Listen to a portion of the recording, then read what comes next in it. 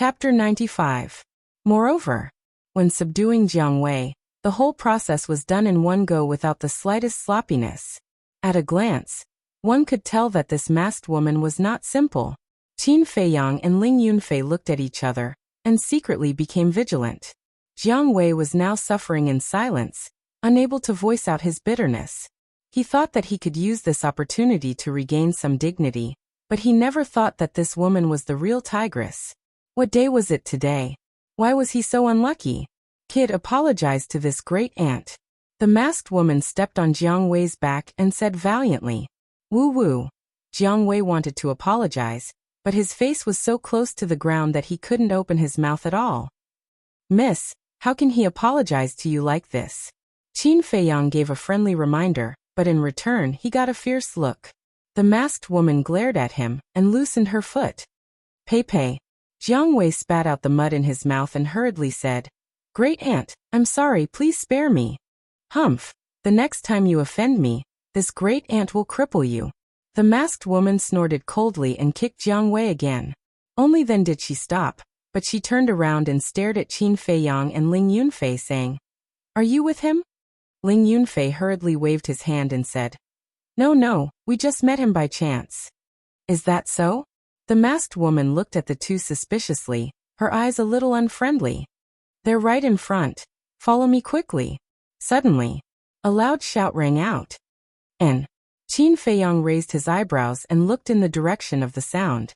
Not long after, accompanied by a burst of messy footsteps, the group of playboys who had escaped before came back. However, behind them, there were a few familiar faces. It was the great clan elder and patriarch of the Jiang and Mu families. They really didn't die. Qin Feiyang's pupils contracted. Now there was no need to ask Jiang Wei anymore. The doubts in his heart had already been answered. At the same time, as soon as the grand elders of the Jiang and Mu families saw Qin Feiyang, a cold light flashed in the depths of their eyes. Sensing the two's strange phenomenon, Patriarch Jiang hurriedly said in a low voice, "The two little bastards still don't know that we are here to kill them. Don't alert them." Hearing this, the two of them quickly concealed the coldness in their eyes. But secretly, he was already accumulating power and waiting for action. "Jiang Haotian, Ling Yunfei, so you're here. I thought you were all killed by the Sawtooth Crocodile King. Those who survive a great disaster are destined for good fortune. Hurry up and come back with us. Everyone is very worried about you." The four of them laughed as they walked towards Qin Feiyang and the other man. Qin Feiyang was taken aback. Since when did the Jiang and Mu families treat him so kindly? Something was wrong. Last time, the appearance of the Grand Elder and the others near the crocodiles was definitely not a coincidence. Suddenly, he felt an inexplicable sense of panic. An uneasy premonition swept through his heart like a tide. "Run!" After shouting at Ling Yunfei, Qin Feiyang turned around and began to flee. Ling Yunfei was stunned for a moment and instantly understood Qin Feiyang's meaning.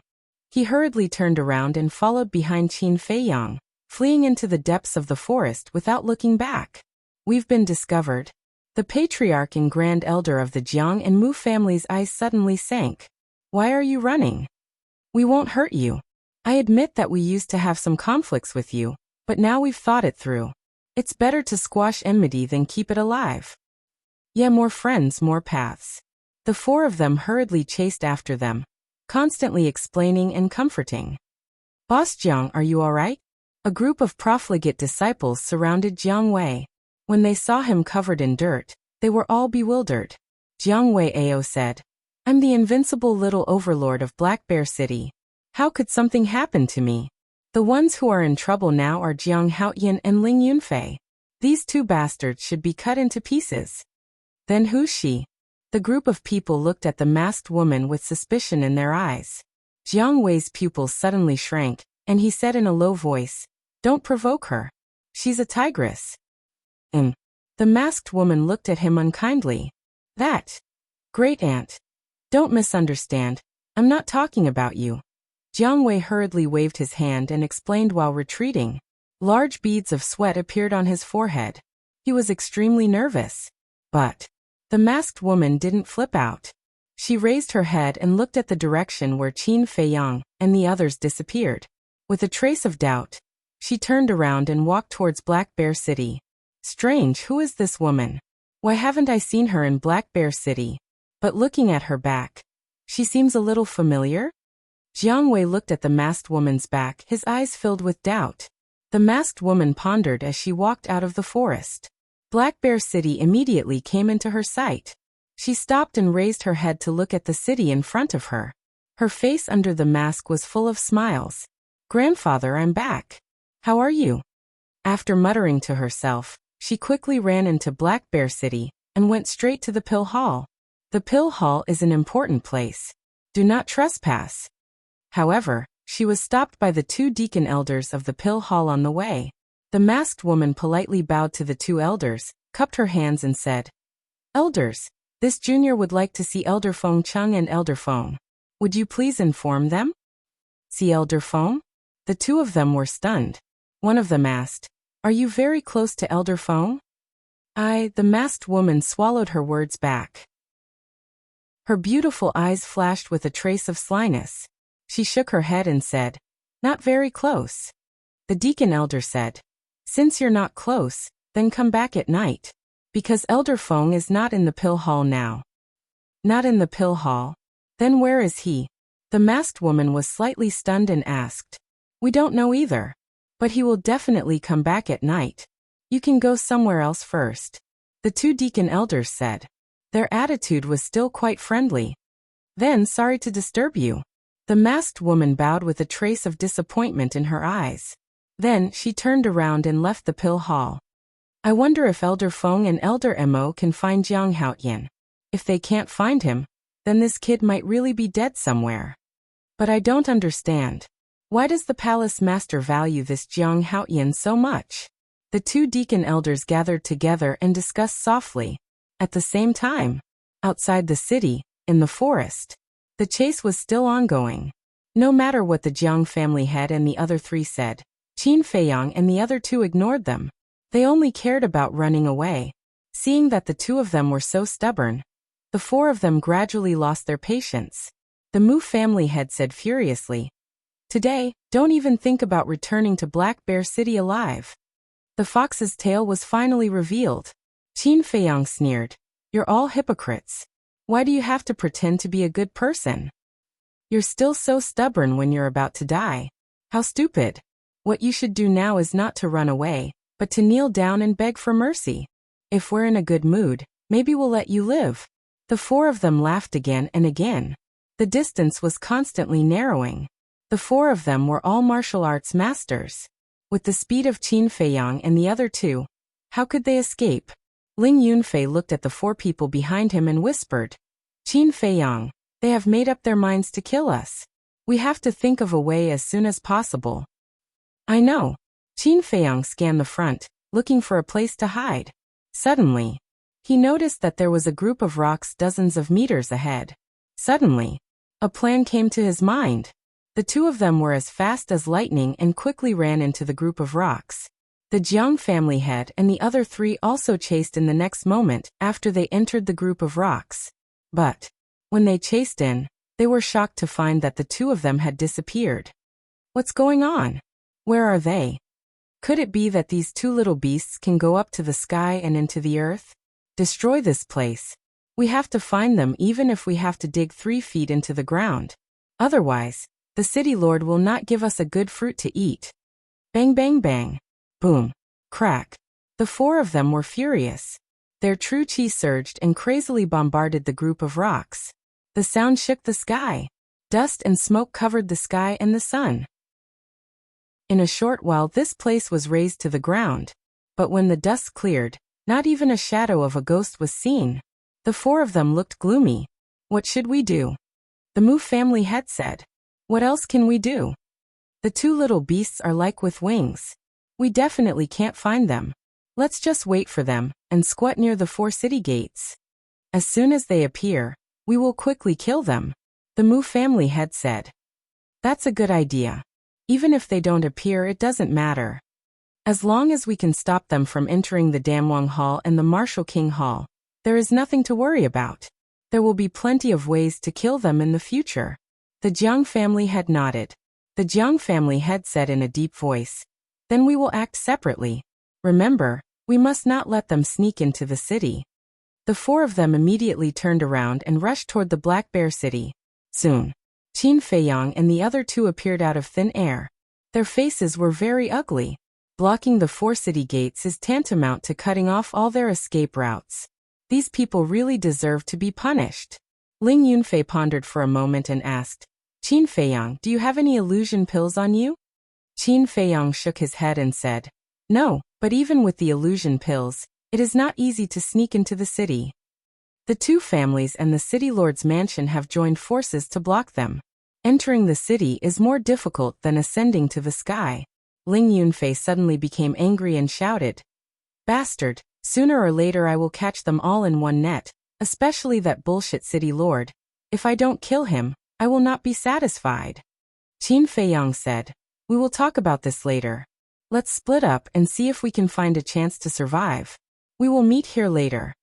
Ling Yunfei nodded. The two of them ran around the Black Bear City. As a result, they found that not only the city gates were heavily guarded, but even the city walls were also heavily guarded. Not to mention a person. Even a fly would not be able to fly in. If this goes on, how are we going to go to the Danwang Hall and the Martial Imperial Hall? Ling Yunfei was extremely vexed.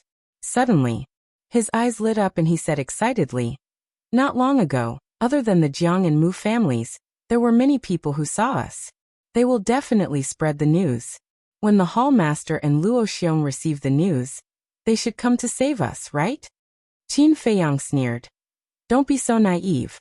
Once the city lord gives the order, who would dare to say anything?" Ling Yunfei's heart sank. The current situation was even more serious than he had imagined. However, it's not like there's no turning point.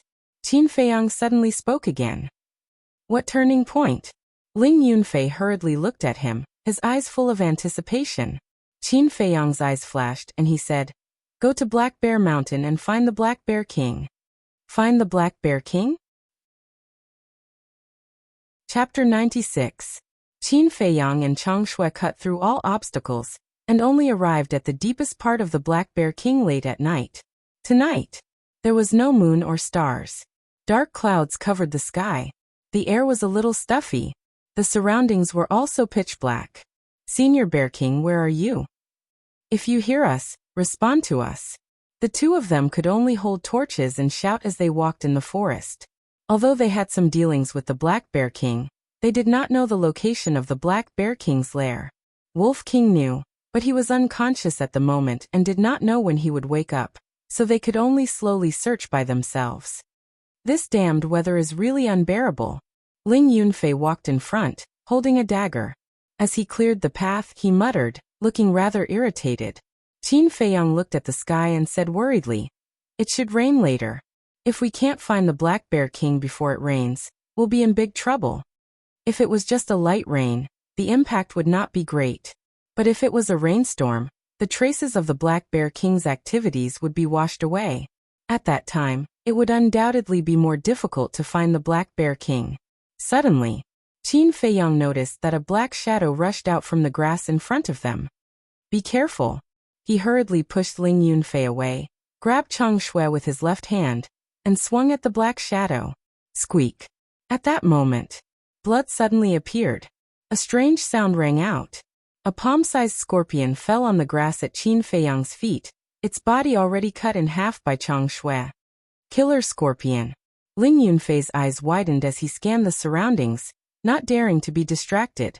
The appearance of the killer scorpion meant that there were definitely other poisonous insects lurking nearby. Although these poisonous creatures did not look very eye-catching, they were all cold-blooded killers who killed without blinking. Rustle. Whatever he thought of came. The surrounding weeds began to sway violently. When the two of them focused their gazes, their scalps immediately exploded, and their faces turned pale. Not only were there groups of killer scorpions, but there were also fist-sized poisonous frogs, palm-sized poisonous spiders, meter-long poisonous snakes, and so on. All of them were poisonous creatures that struck fear in people's hearts. A nest of poisonous insects? Qin Feiyang's face twitched. A few days ago, they had accidentally barged into the nest of the crocodiles. Now they had entered the nest of the poisonous insects. Wasn't their luck too heaven-defying? Ling Yunfei said. It's the light of the fire that attracted them. Quickly put out the fire. We'll only die faster. Qin Feiyang hurriedly stopped Ling Yunfei. Once the torches were extinguished, their vision went dark.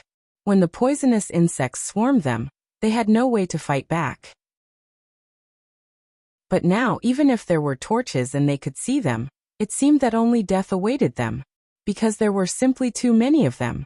Even if they had 3 heads and 6 arms, they wouldn't be able to kill all of them. Whoosh! Those poisonous creatures gradually approached, and when they were within the attack range, they rushed out and pounced on the 2 of them. This scene was enough to make anyone tremble in fear. Qin Feiyang didn't dare to hesitate. He hurriedly brought Ling Yunfei and hid in the castle. What should we do now? The 2 of them were burning with anxiety. They were surrounded by poisonous insects. They didn't dare to go out. If they couldn't go out, how could they find the Black Bear King? Phew! Qin Feiyang took a few deep breaths, trying to calm down his anxious heart. Let's wait for a while. If they can't find us, they should leave. At the same time, outside the pill hall. Why isn't Grandpa back yet? The masked lady sat alone on the stone stairs. She supported her chin with both hands and looked at the street in front of her. Her eyes were filled with doubts. Da-da. Nobody knew how long had passed. A series of steady footsteps could be heard. The masked lady was happy. She hurriedly ran to the street and looked to the left. Immediately, he saw 2 old men walking over with large strides. They were Fengcheng and Elder Mo. But at this moment, the 2 of them were more frustrated than anyone else. They had searched every corner of the city carefully, but there was still no news of Qin Feiyang. Until now, they couldn't help but believe that this kid might have really been assassinated. But seeing the 2 of them, the masked lady was overjoyed. She quickly ran over and stopped in front of the 2 of them. She cupped her hands and said, "Greetings, Elder Feng and Elder Mo. Get lost." Fengcheng shouted. He didn't even look at her. He lowered his head and walked past the masked lady. This made the masked lady a little stunned. Elder Mo glanced at Fengcheng and smiled helplessly. He asked, "Little girl, what's the matter?" The masked lady realized that she didn't know what to say. She was straightforward. She took off her mask. "It's you." After seeing the lady's face, Elder Mo instantly exclaimed. He hurriedly shouted at Fengcheng, "Old Feng, quickly come and see who she is." "I'm not in the mood," Fengcheng said without turning his head. Elder Mo's face darkened. He scolded, "You old bastard, you don't even recognize your granddaughter?" "Granddaughter?" Fengcheng was stunned. He hurriedly turned around and looked at the masked lady. He was instantly overjoyed. He quickly walked in front of the lady and said, "Little girl, when did you come back? Why didn't you inform Grandpa in advance? Grandpa could have gone to pick you up. I just wanted to give you a surprise. But you actually ignored me. I'm so sad." The masked lady felt wronged. Fengcheng smiled with a doting face and said, Yes. It's Grandpa's fault. Grandpa will apologize to you. But why are you wearing a mask?" The masked lady went up and hugged Fengcheng's old arm. She giggled and said, "Isn't it because your granddaughter is born beautiful? She's always being pestered by people, so I can only wear a mask to cover myself."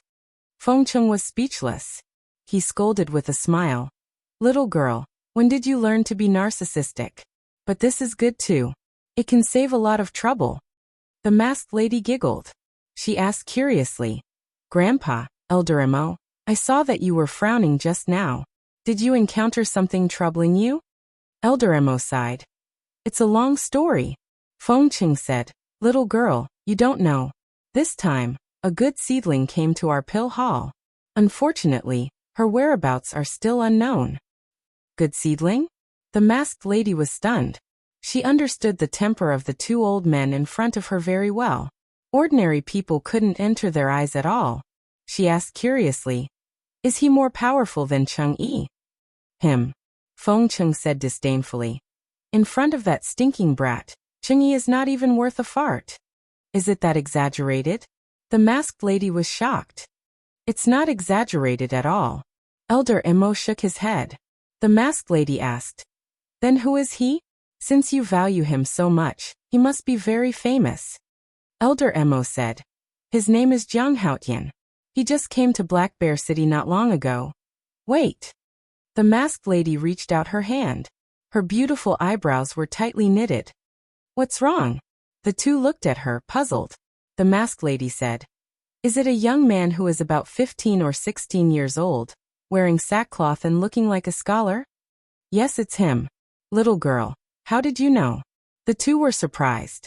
The masked lady said, When I came back, I met him in the forest outside. There seemed to be a blue-haired, blue-eyed person beside him. It was Ling Yunfei. They didn't die. The two looked at each other. They were so excited that their bodies were trembling. The masked lady said again, But at that time, the Jiang and Mu clans' patriarchs and grand elders were chasing after them. Do you know the reason? What? Damn it, damn it. Immediately, the two's expression changed, and they cursed angrily. Old Emo, go and inform the hall master and the martial arts hall master immediately. Ask them to quickly bring people to meet up with me. Little girl, quickly bring Grandpa to that forest. Feng Qing urged. All right. The masked lady nodded. After putting on the mask, she led Feng Qing and ran out of the city. Jiang clan, Mu clan, you've gone too far this time. Elder Emo also turned and strode towards the pill hall. His eyes were filled with killing intent. In the deepest part of Black Bear Mountain, Ling Yunfei asked, They should have scattered by now, right? I'll go out and take a look, Qin Feiyang said. But as soon as he went out, he immediately returned to the ancient castle and shouted at Ling Yunfei, Quickly help me. On his ankle, a fist-sized poisonous spider was biting his skin. His entire thigh was turning black at a speed that was visible to the naked eye. Ling Yunfei's expression changed. He hurriedly took out a dagger and killed the poisonous spider with one slash. Then he took out an antidote pill and fed it to Qin Feiyang. Until now, the two of them let out a long breath. Ling Yunfei frowned and said, Those poisonous insects didn't leave. Qin Feiyang shook his head and said helplessly, It seems like we won't be able to get out in a short period of time. Although they had the antidote pill, the number of poisonous insects was too large. They could eat their flesh in minutes. Not even their bones would be left. About half an hour later, Wolf King finally woke up. Qin Feiyang was overjoyed. He immediately went up and asked with concern, How do you feel? Wolf King got up and moved around a few times. His eyes were filled with grief. He said with anger, Little Qinzi, Brother Wolf is crippled. What? The joy in Qin Feiyang's heart was instantly extinguished by the raging anger. However, Wolf King suddenly grinned and said with a smile, I lied to you. Brother Wolf is very good now. His spirit is very good. Bastard. Qin Feiyang was stunned and suddenly became angry. He slapped Wolf King's head and shouted, How can you joke about this kind of thing?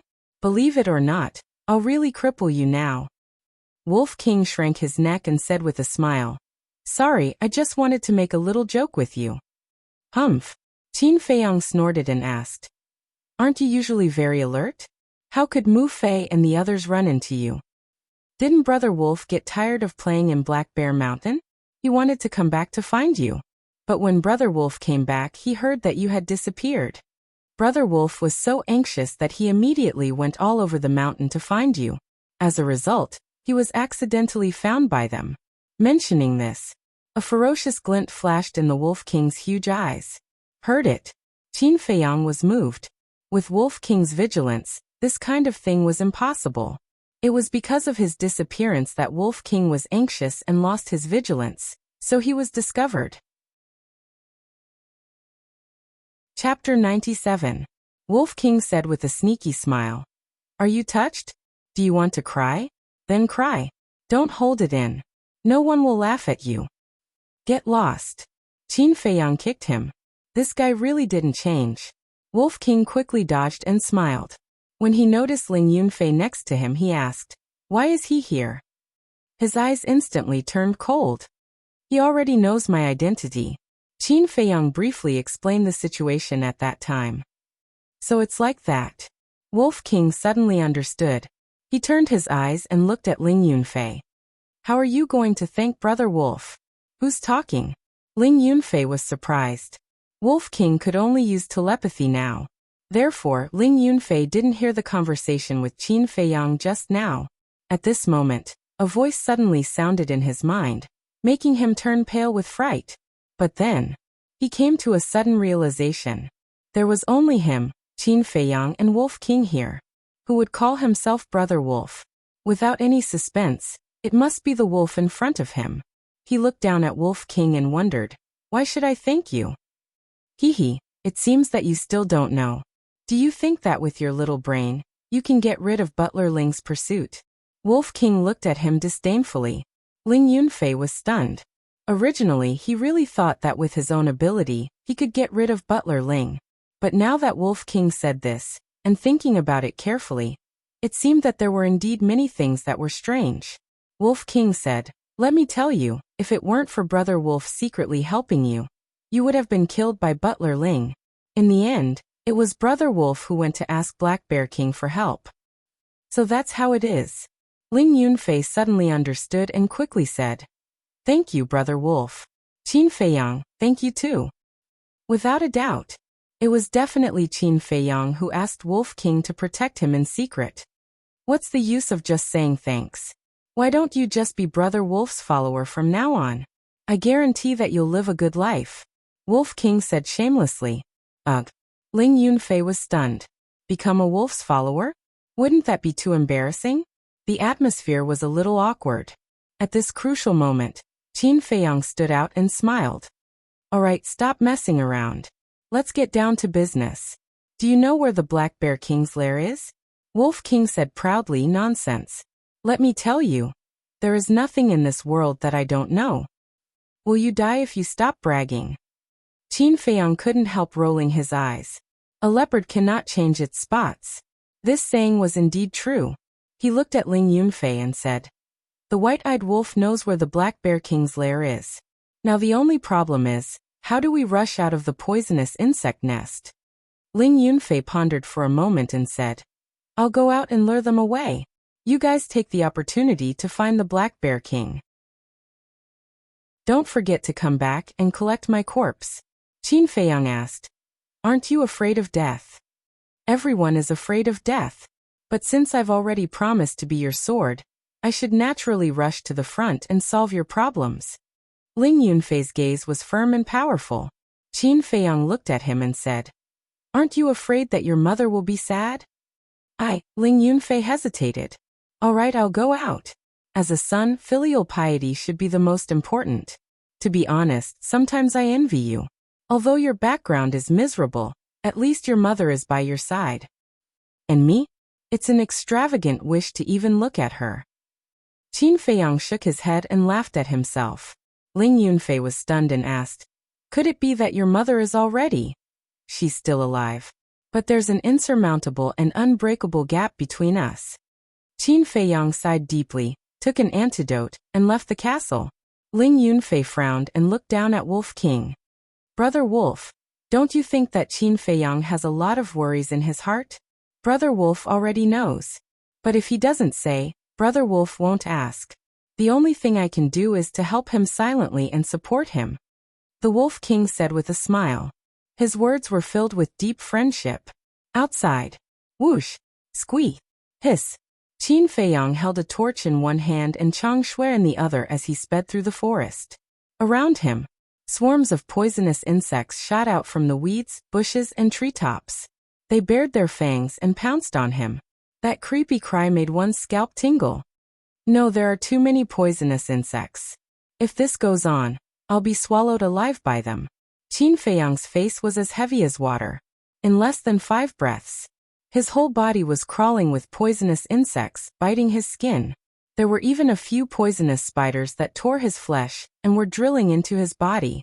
There was already an unknown amount of poison in his body. Even the antidote was too late to dissolve it. Fainting came sweeping over. Crack. Boom. Just as he was about to enter the castle. In the sky, lightning suddenly flashed and thunder rumbled, deafening. The poisonous insects on Qin Feiyang's body seemed to be frightened, and turned around to flee into the grass. In the blink of an eye, not a single one was left. All of them were gone. Woo-woo, crash, strong winds blew. Torrential rain poured. The storm that had been brewing for a long time finally arrived. The towering trees were all bent in an instant. Qin Feiyang was caught off guard and was directly sent flying. He hurriedly hugged a big tree and stabilized himself. Following closely, with a thought, Wolf King and Ling Yunfei both appeared. Wolf King shouted excitedly, "Wow, it's so cool!" "Cool your sister, hurry up and lead the way." Qin Feiyang shouted angrily and couldn't help but curse. This white-eyed wolf was really too unreliable. At this time, he still had the mood to shout and shout. "Oh!"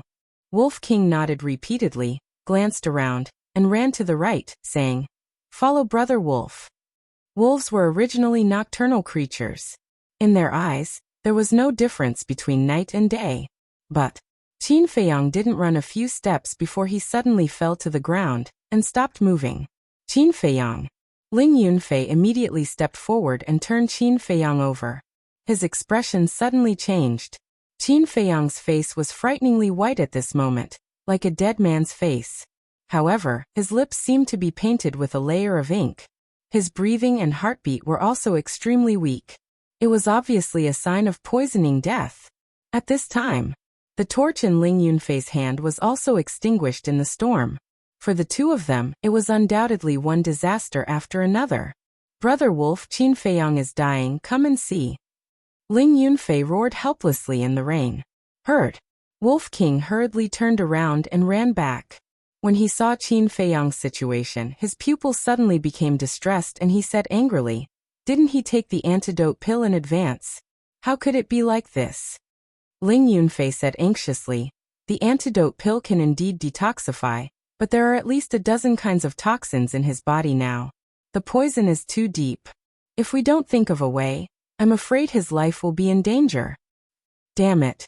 Wolf King cursed angrily and urged, "Hurry up and carry little Qinzi to my back. I'll take you to the Black Bear King. It may have a way." Ling Yunfei hurriedly picked up Qin Feiyang and turned over to sit on Wolf King's back. Fortunately, Wolf King's eyes could shine in the dark. Fortunately, lightning flashed and thunder rumbled in the sky, so their eyes were not dark. Otherwise, it would be very difficult for Ling Yunfei to ride on Wolf King's back. "Continue to give him the antidote pill." The Wolf King exhorted and howled crazily as it sprinted away. But the howl was drowned out by the thunder. Half an hour later, Wolf King came to a canyon, panting. It was so tired after carrying two people and running for so long that it couldn't howl. But it gritted its teeth and continued to run deeper into the canyon. Bang! Halfway through, its limbs suddenly went soft and it fell down. Two people and a wolf rolled into the mud. "Little Qinzi!" Wolf King exclaimed. It wanted to get up, but its limbs were weak and it had lost consciousness. It couldn't crawl at all. "Brother Wolf, is the Black Bear King here?" Ling Yunfei asked. Wolf King said, Yes, it's in the deepest part of the canyon. Hurry up and carry little Qinzi to find it." After Ling Yunfei carried Ling Yunfei away, Wolf King used all its strength and howled to the sky. Then, it completely collapsed and fell into the mud. It was washed by the heavy rain and fell unconscious. This wolf howl resounded through the night sky. Even the sound of thunder couldn't cover it. Roar! The next moment, a loud beast roar sounded in the deepest part of the canyon. It was as if it was responding to Wolf King. Hearing this beast roar, Ling Yunfei was overjoyed. He used the return to origin steps and ran away. Soon, a little flame entered his line of sight. Crack!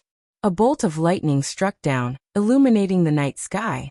Although it was only for a moment, he clearly captured it. At the end of the canyon, there stood a mountain peak that was hundreds of feet high. In the night, it was like a ferocious beast lying there.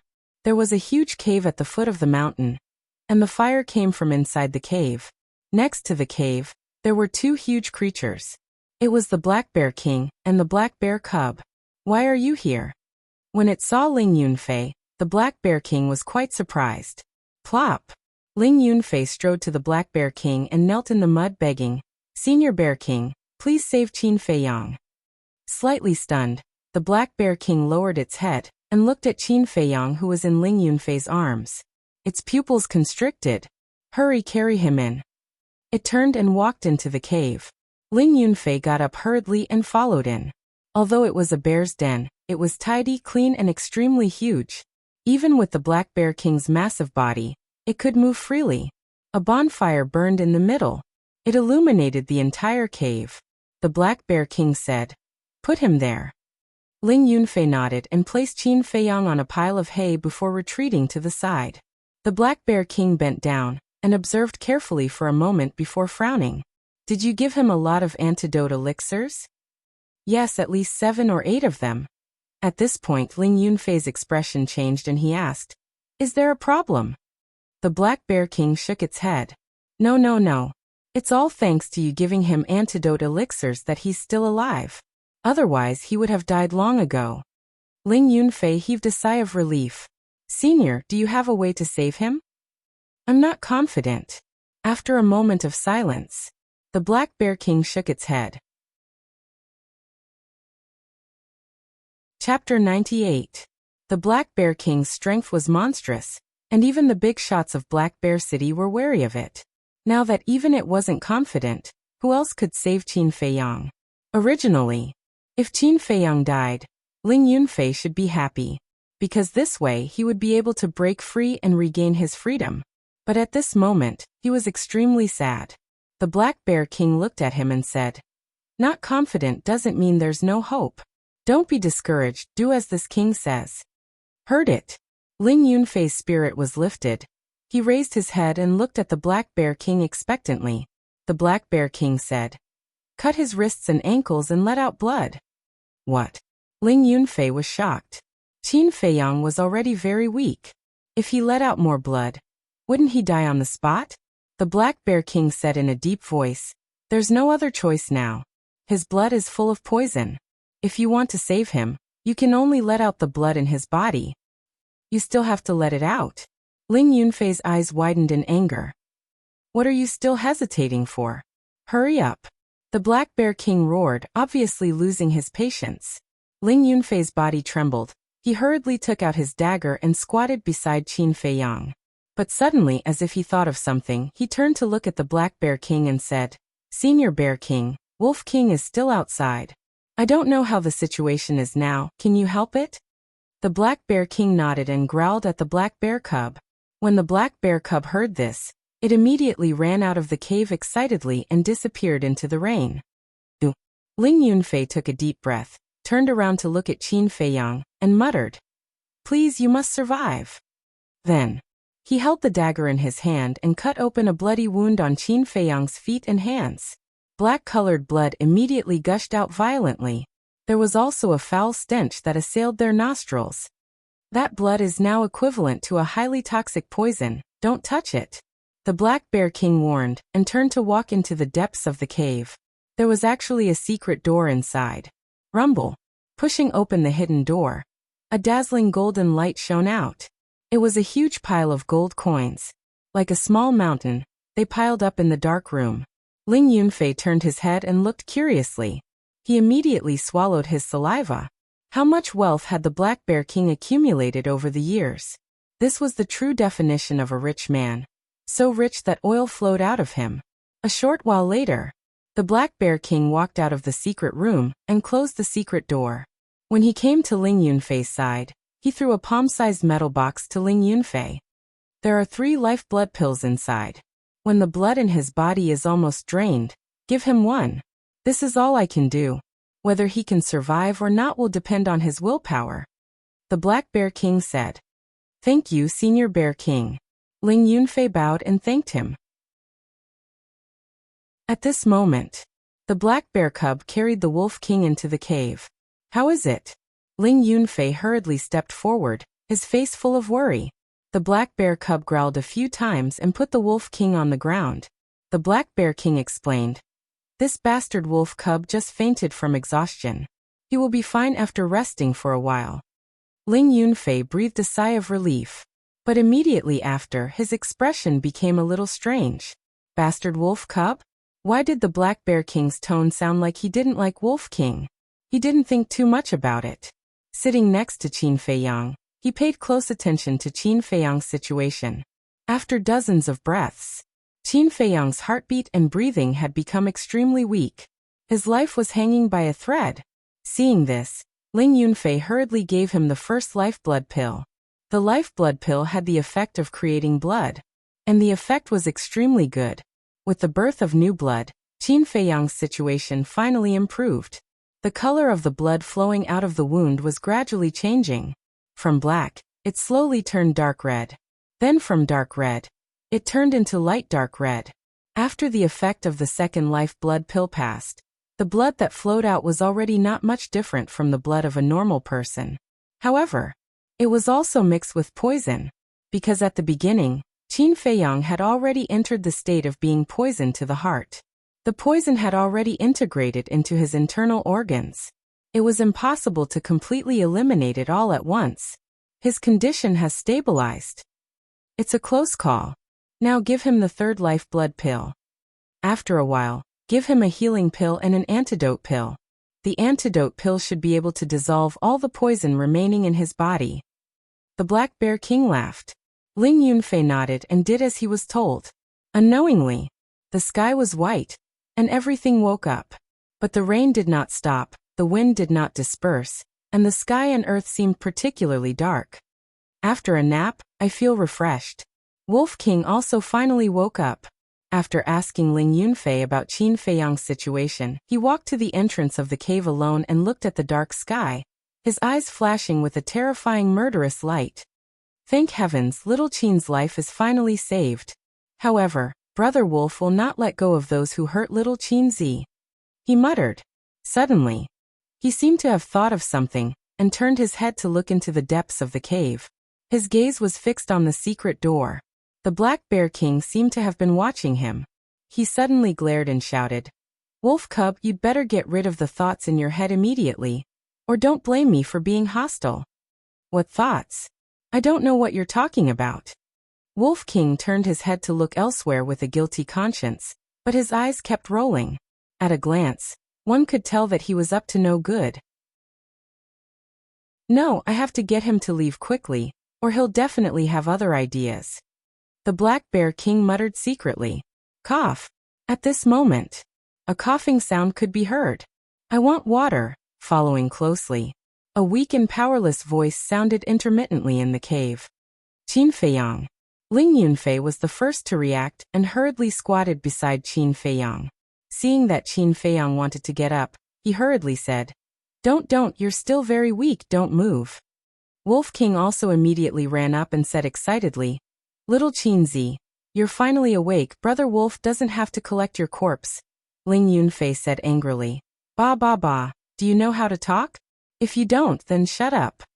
The Black Bear King and the Black Bear Cub also looked at him with disdain. Wolf King was a little embarrassed and laughed dryly. Qin Feiyang weakly glanced at Wolf King and said, I'm very thirsty, find me some water. Lie down, I'll go find some water.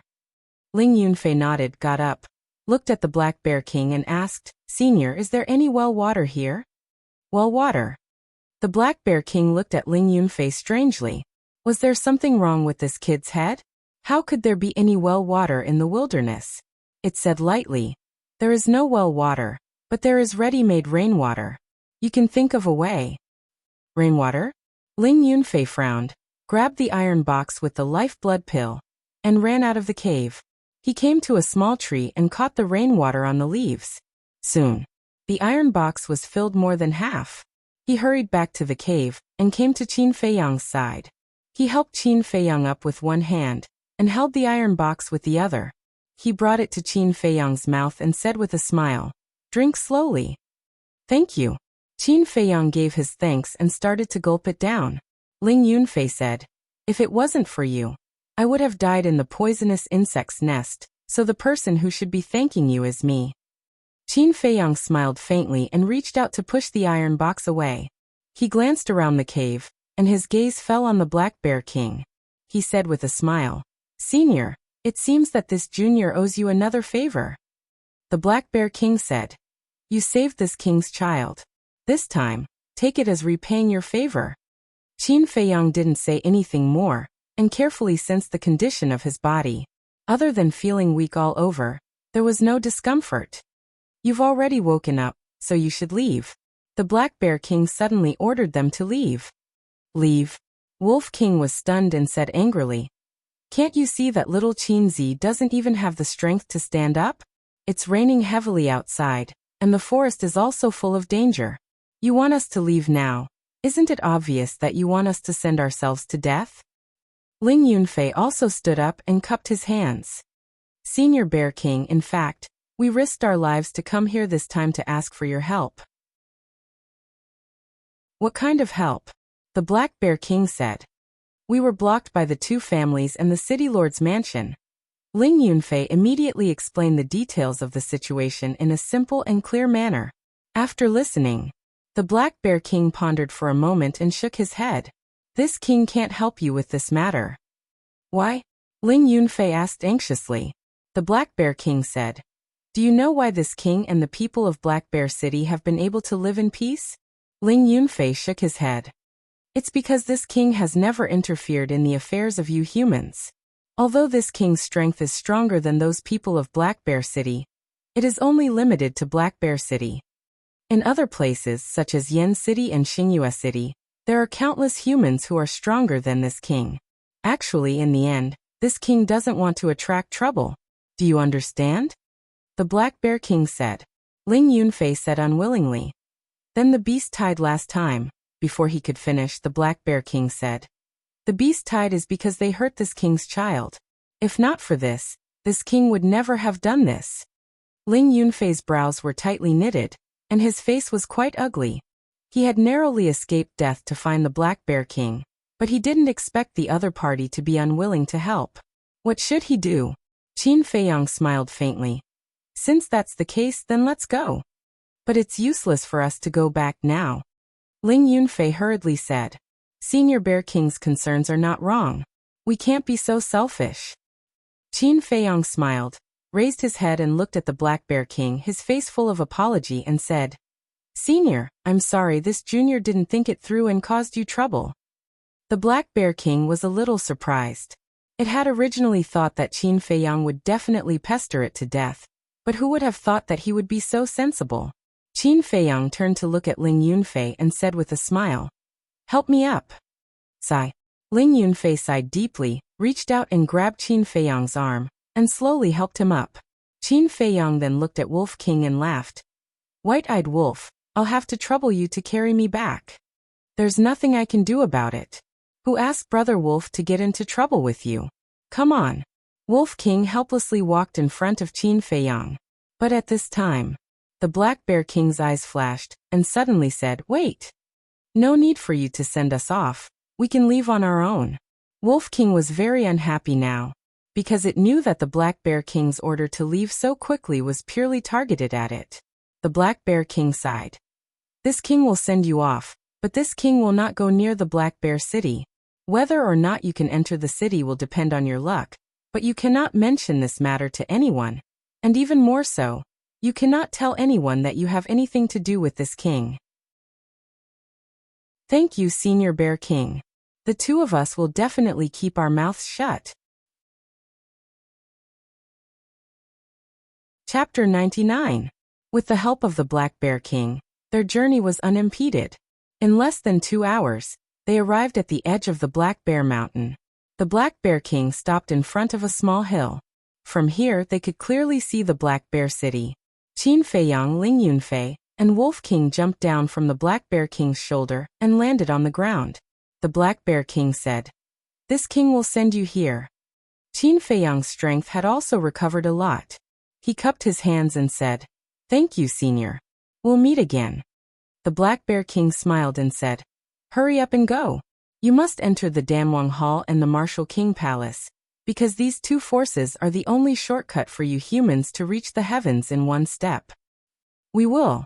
The two nodded. Qin Feiyang waved his hand and sent Wolf King into the castle. Then he and Ling Yunfei turned around and walked towards the Black Bear City. "This human kid is not simple." The Black Bear King looked at Qin Feiyang's back and muttered to himself. It didn't leave. Its eyes were fixed on Qin Feiyang and Mu Tiannan. "Be careful." Qin Feiyang warned in a low voice. Ling Yunfei whispered. The two of them listened to their surroundings and looked around. If there was any movement, they would stop and check. After confirming that there was no danger, they continued to move forward.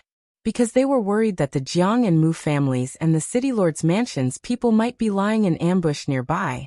There was no danger along the way. The two of them came to the edge of the forest. If they took another step forward, they would have a wide field of vision. So, before they walked out, they first had to make sure that there was no danger. The two of them lay in the grass and looked towards the city gate. Here, they could clearly see the faces of the people guarding the city gate. When the two of them saw it, they were immediately surprised. In front of the city gate, in addition to the guards of the city lord's mansion, there were people from other forces. It's Gu Ba. Qin Feiyang looked and was overjoyed. Gu Ba stood in the middle of the city gate, so it was particularly eye-catching. Gu Ba? Ling Yunfei thought carefully and said with surprise. If I didn't remember wrongly, he seems to be the Pill Hall's managing elder.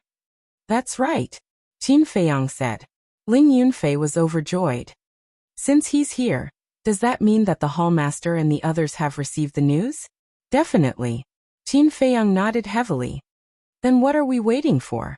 Let's go. Ling Yunfei could not wait to get up and run out of the jungle. Senior Bear King, although I didn't help much, I still have to thank you. Qin Feiyang also stood up and turned to look at the Black Bear King in front of the small hill, his face full of gratitude. Go. The Black Bear King opened its mouth and spat out these two words. Take care. Qin Feiyang said silently, then turned around and chased after Ling Yunfei. At the same time he waved his hand and shouted, Elder Gu, I'm here. This voice? Gu Ba was bewildered. Following the sound, he was immediately overjoyed. He immediately ran toward Qin Feiyang and the other man. However, the eyes of the guard shone with a cold light. Seems like there's nothing for me to do. The Black Bear King smiled and turned to leave. But, without waiting for it to take a step. Boom. Suddenly, a loud noise came from behind. It was slightly stunned and turned around to look. Its pupils suddenly shrank.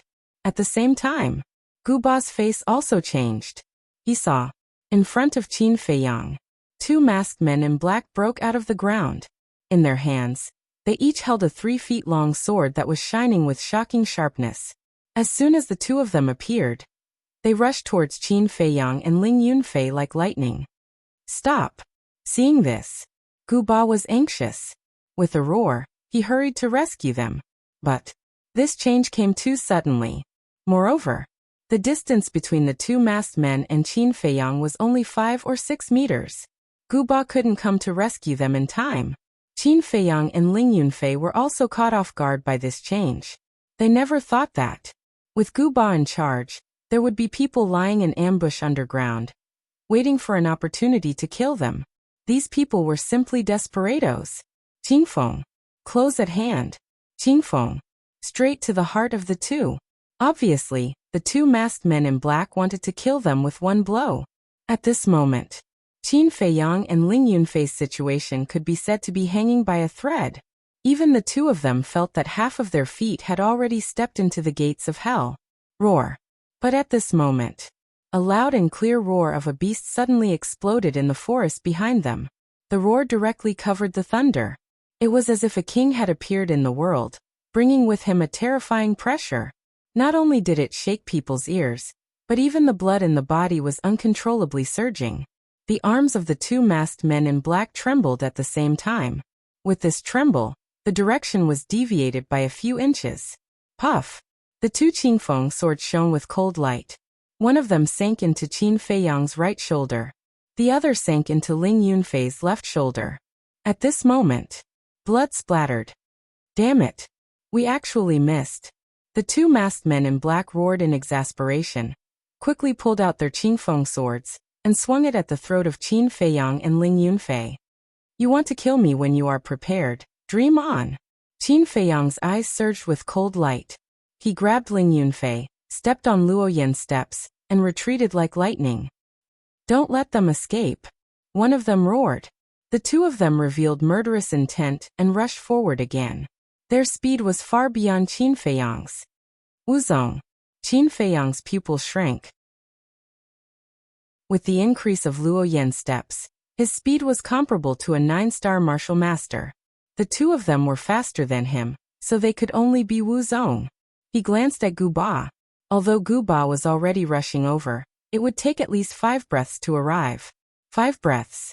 Usually it would be over soon. But in a fight, not to mention 5 breaths, even 1 breath was enough to kill. No. He couldn't just think about running for his life. At this time, counterattack was the best way to save his life, because the other party would definitely not think that he would counterattack. Even more so, he would not think that he had a dagger that could cut iron like mud. Thinking of this, Qin Feiyang turned his head and gave Ling Yunfei a look. Kill. The next moment, the two of them roared at the same time. Instead of retreating, they went forward and faced the 2 masked men in black. Murderous intent filled their eyes. The 2 masked men in black suddenly revealed a look of surprise. They actually took the initiative to rush forward? Were they courting death? Retreat quickly. Gu Ba was burning with anxiety and he roared furiously. If Jiang Haoyan died in front of him, the temple master and the 2 hot-tempered elders would skin him alive. However, Qin Feiyang turned a deaf ear.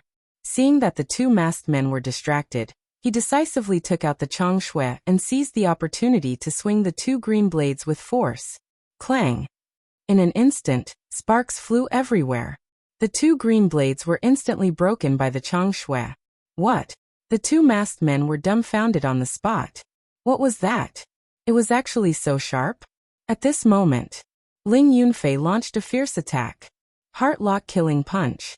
With a roar, he threw a punch at the heart of the masked man on the left. True Qi gushed out and shone brightly. Bam! The fist landed. The masked man spat out a mouthful of blood on the spot, and his entire body flew out from the impact. Little bastard, you are courting death. The other masked man was furious. He stepped on the ground and mud splashed all over the sky. Boom!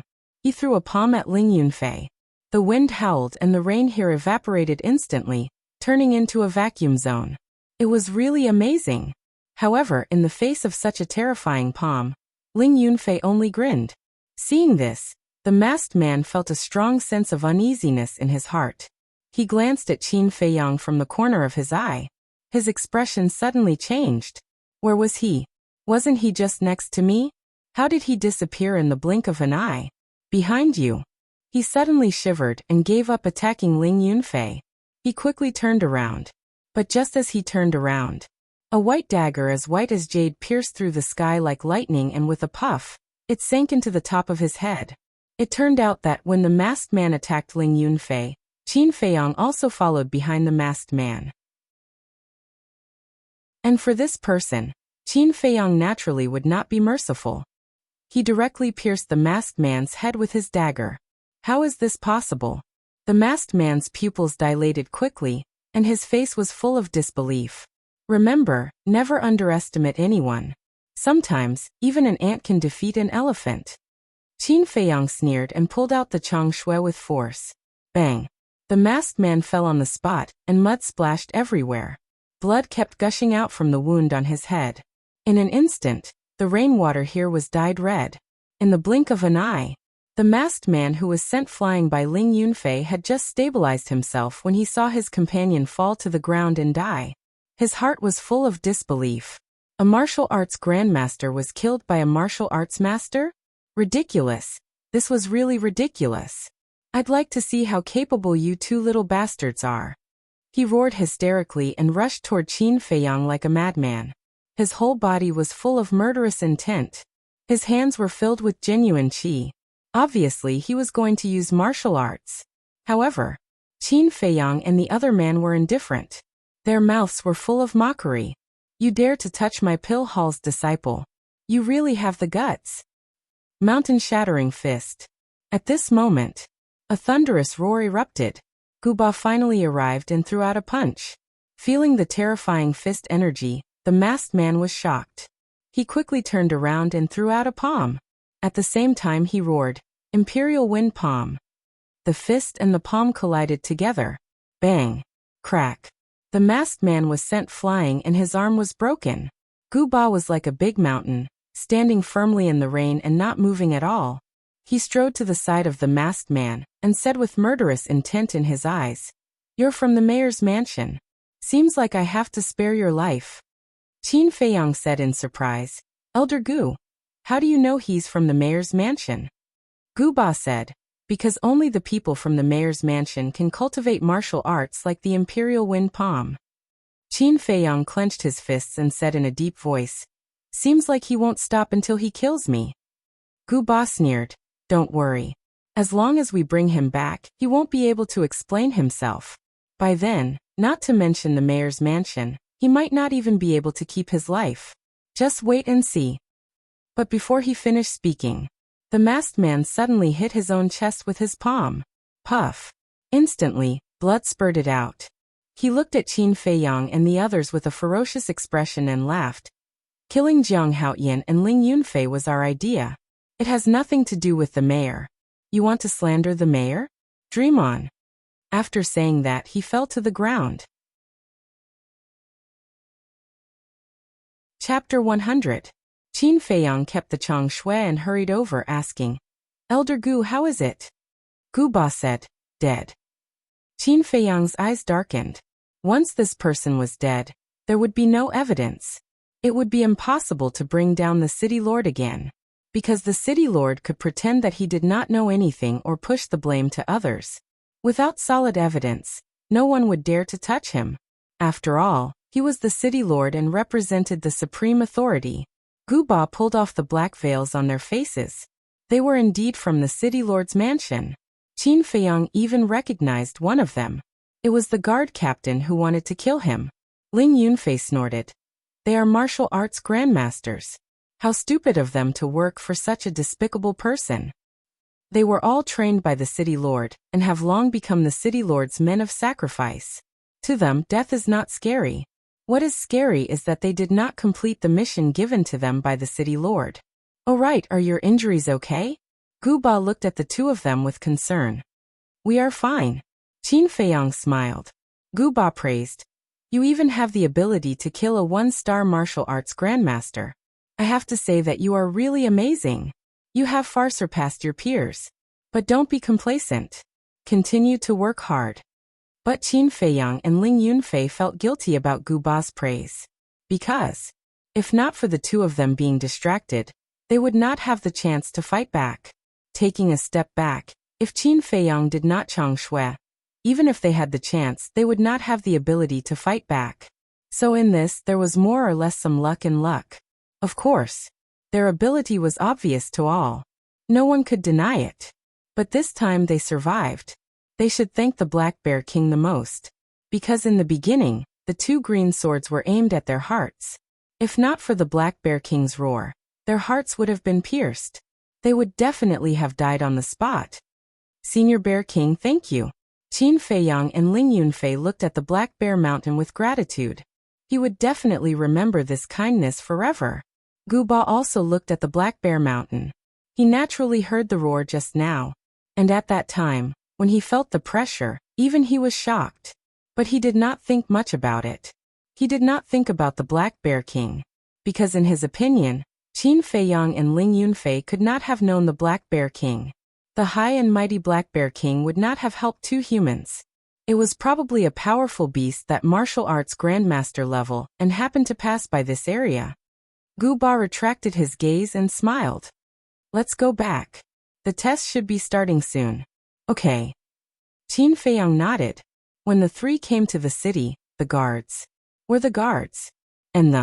Were the guards evidently. He was deeply shocked by the strength displayed by Qin Feiyang and Li Qia. At first, they all thought that their captain would be able to kill the two of them easily. But they did not. In the end, it was the captain who was killed by the two of them. 5-star martial masters already had such terrifying strength. When they become stronger in the future, wouldn't they be even more powerful? Go back and tell your mayor that the 3 leaders of the Pill Hall will visit him personally tomorrow. Ask him to prepare a reasonable explanation. Gu Ba glanced at them coldly. Then, he led Qin Feiyang and Ling Yunfei into the city. Ling Yunfei asked in surprise. Elder Gu, are we really going to the mayor's mansion tomorrow? Gu Ba sneered. Although there is no evidence, we have to deter him. Otherwise, he will not know how to restrain himself. Makes sense. Ling Yunfei nodded. Gu Ba said, but as long as you enter the Martial King Hall and the Danwang Hall, he will not be able to do anything to you. Soon, the three came to the Pill Hall. Gu Ba said to Qin Feiyang, you go in by yourself. I will send Ling Yunfei out to prevent any more trouble. Also inform He Wu and the others. Qin Feiyang asked, where is Elder He? He is at the West City Gate. Because we don't know which direction you will come from, the hallmaster asked me, He Wu and the 2 deacon elders of the Martial King Hall to guard 1 city gate each. Gu Ba said. So that's how it is. Qin Feiyang was enlightened. Pillfire Hall. Everyone in the Pill Palace was currently gathered in the main hall. Right in front. The 4 of them sat on the chairs. There was a tea table beside each of them. There was a pot of tea and a teacup. They were Luo Xiong, Feng Cheng, Elder Mo, and Lin Chen. However, the 4 of them had different expressions. Luo Xiong closed his eyes and remained silent. Feng Cheng and Elder Mo looked outside the hall. They were expectant and angry. Lin Chen lowered his head and kept pouring tea.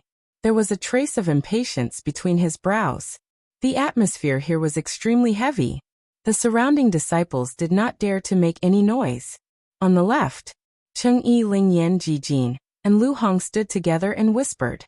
Cheng Yi asked, Ling Yan, did you find out? I found out. Ling Yan nodded and said in a low voice. There are people from the City Lord Mansion lying in ambush outside the 4 city gates. As long as Jiang Haoyan appears, even if Gu Ba and the others are there, they will still die. Lu Hong smiled and said, if that's the case, this predetermined spot will definitely be yours, senior brother Cheng Yi. Ji Jin said flatteringly, senior brother, please take care of me in the future. Cheng Yi was overjoyed and said, don't worry. As long as I get the predetermined spot, I will definitely not forget about you guys. What are you guys talking about? Let Fat Lord hear about it too? At this moment, Fatso sneaked behind the 4 of them and laughed. Yo damn Fatso. You actually dare to take the initiative to approach me. Aren't you afraid that I will skin you? The 4 of them immediately looked unfriendly. Heh, Fat Lord just happens to want to lose weight. Come, skin as much as you want. Fatso looked at the 4 of them provocatively. He looked like a dead pig that was not afraid of boiling water. This made the 4 of them very angry. However, with the 3 big shots present, they did not dare to flare up. Lu Hong said coldly, damn fat pig, after the assessment, I will slowly deal with you. At that time, if you have the guts, don't run away. You're so protective of Cheng Yi. Do you already have an affair with him? If Fat Lord remembers correctly, you and Ji Jin also seem to have some shady dealings, right? You're too timing. You're really awesome, woman. Senior brother Cheng Yi, senior brother Ji Jin, the 2 of you are really handsome. But if there were more green hats, it would be even more perfect. Just nice, Fat Lord has 2 here. It doesn't cost 998, nor does it cost 98. It only costs 8 gold coins. How about it? Fat Lord is loyal enough. Fatso laughed and took out 2 green hats, waving them in front of Cheng Yi and Ji Jin. I'll endure it. The 3 of them glared at Fatso, gnashing their teeth. Their lungs were about to explode from anger. You think it's expensive? All right, Fat Lord will suffer a loss this time. I'll give it to you for free. Come, come, come. Fat Lord will put it on for you. It will definitely look very good. After Fatso finished speaking, he really put the green hats on their heads. Ji Jin grabbed Fatso's wrist and growled. Damn Fatso, if you continue to mess around, I'll kill you. Without Jiang Haoyan's help, I'll see how you can survive in the Pill Palace. Cheng Yi smiled coldly and ignored Fatso. Kill Fat Lord? A cold light flashed past Fatso's eyes. He threw away the 2 green hats and took out 2 daggers. What are you trying to do? The 4 of them were shocked. Nothing, nothing. Fatso hurriedly shook his head. He looked at the 4 of them with a flattering smile and said, I was just joking just now. I hope senior brothers and sisters don't mind. If any of you can help me hold it, I promised to give you a huge surprise." The four of them looked at each other and ignored him. Fatso took the initiative and stuffed the daggers into Ji Jin and Ling Yan's hands. "What are you trying to do?" They frowned. Fatso laughed evilly. He grabbed Ji Jin's wrist with his right hand and Ling Yan's wrist with his left hand. He actually used his strength to stab his own chest. Ji Jin and Ling Yan's expression changed. The tip of the two daggers instantly cut through Fatso's clothes and was about to pierce his skin. "Bastard! What are you trying to do?" Ji Jin and Ling Yan hurriedly pulled back. They shouted at the same time. "Murder! Palace Master, Elder, save me!" Fatso also roared in fear at this moment. His entire face turned ghastly white in an instant. Ji Jin and Ling Yan were stunned. At this moment, everyone's gaze gathered on the three of them. They all felt that it was unbelievable. They actually dared to kill Fatso in front of the three great leaders? Were Ji Jin and Ling Yan's brains damaged? Bang! Suddenly, a loud noise sounded in the hall. Everyone looked over and immediately kept quiet out of fear. Feng Cheng's face was gloomy. His old big hand suddenly slammed on the tea table. Crack! The tea table was torn apart on the spot. The teacups and teapot fell to the ground and broke into pieces. The three great leaders were already extremely irritated. Seeing this, they were instantly furious. Fatso, Ling Yan, and Ji Jin were also shocked. The two daggers fell to the ground and hit the ground with dazzling sparks. "Elder!" Ji Jin hurriedly took a step forward and was about to accuse Fatso. "Elder Hall Master, you must uphold justice for this disciple." However, Fatty was the first to shout. "Just now, I heard them talking about Jiang Haotian. I said that Jiang Haotian might still be alive. But I didn't expect that they actually immediately pointed their daggers at me. If I hadn't reacted in time, I would have died in their hands now." He ran to the three great leaders and knelt on the ground. He cried with snot and tears. "Nonsense! You were the one who gave us the daggers." "Elder, Palace Master, he's accusing us first and framing us." Ji Jin and Ling Yan hurriedly defended themselves. They were so angry that smoke was coming out of their heads. Fatso glared at the two of them and shouted angrily, "You're good. You're actually trying to frame me. Who in the pill hall doesn't know that I'm the most cowardly? I don't even dare to kill a pig. How would I dare to kill myself with a dagger?" "Enough, all of you shut up," Luo Xiong shouted coldly. He glanced at the three of them and said coldly, "It's unforgivable to hurt a fellow disciple. Ji Jin and Ling Yan are disqualified from the examination. Get out of the Pillfire Hall immediately and go to the pig cage to reflect on your mistakes." "No. Palace Master, we're innocent." Their faces instantly turned green. They hurriedly knelt on the ground and shouted. Chapter 101. The two deacon elders hurriedly ran in. Without saying a word, they directly dragged the two of them and ran towards the pig cages. "Thank you, Palace Lord, thank you, elders." Fatso kowtowed 3 times and 9 times, grateful to the point of tears. But in his heart, he was laughing sinisterly. Little guy, fighting with Fat Lord was simply courting death. Subsequently, he got up and returned to Cheng Yi and Lu Hong's side whispering, "Are you satisfied with this extra big surprise? You're ruthless, but let's see how long you can be arrogant." Cheng Yi's eyes flashed coldly. "Then we'll see." Fatso chuckled, rolled his eyes and said, "Lu Hong, why didn't Fat Lord deal with you?" Lu Hong furrowed her brows. Fatso laughed. "Because you're too dirty. Fat Lord is afraid of touching your hand and dirtying Fat Lord's pure heart." The anger in Lu Hong's heart suddenly soared crazily. "Don't be impulsive. He wants to get rid of us one by one. This way, he will have a chance to enter the Danwang Hall. Endure it first, wait for the assessment to end, then slowly deal with him." Cheng Yi hurriedly grabbed Lu Hong's wrist and whispered. At this time, Lin Chen put down the teacup, turned to look at Luo Xiong and smiled. "Palace Lord Luo, it's getting late, shouldn't we draw up the list?" Luo Xiong hesitated. Cheng Yi took a step forward and said respectfully, "Palace Lord, this disciple knows that you're waiting for Jiang Haotian, but he hasn't returned yet. There's a high chance that he's already dead. You can't let Lord Lin Chen accompany us to waste time just because of a dead person, right?" Lin Chen nodded, praising Qingyi. Ehe, do you really want me to die that much? But I'm afraid you'll be disappointed. I'm still alive and well. At this time, a faint laughter was heard, with a strong sense of ridicule. Jiang Haotian. Fatso's fat body suddenly trembled.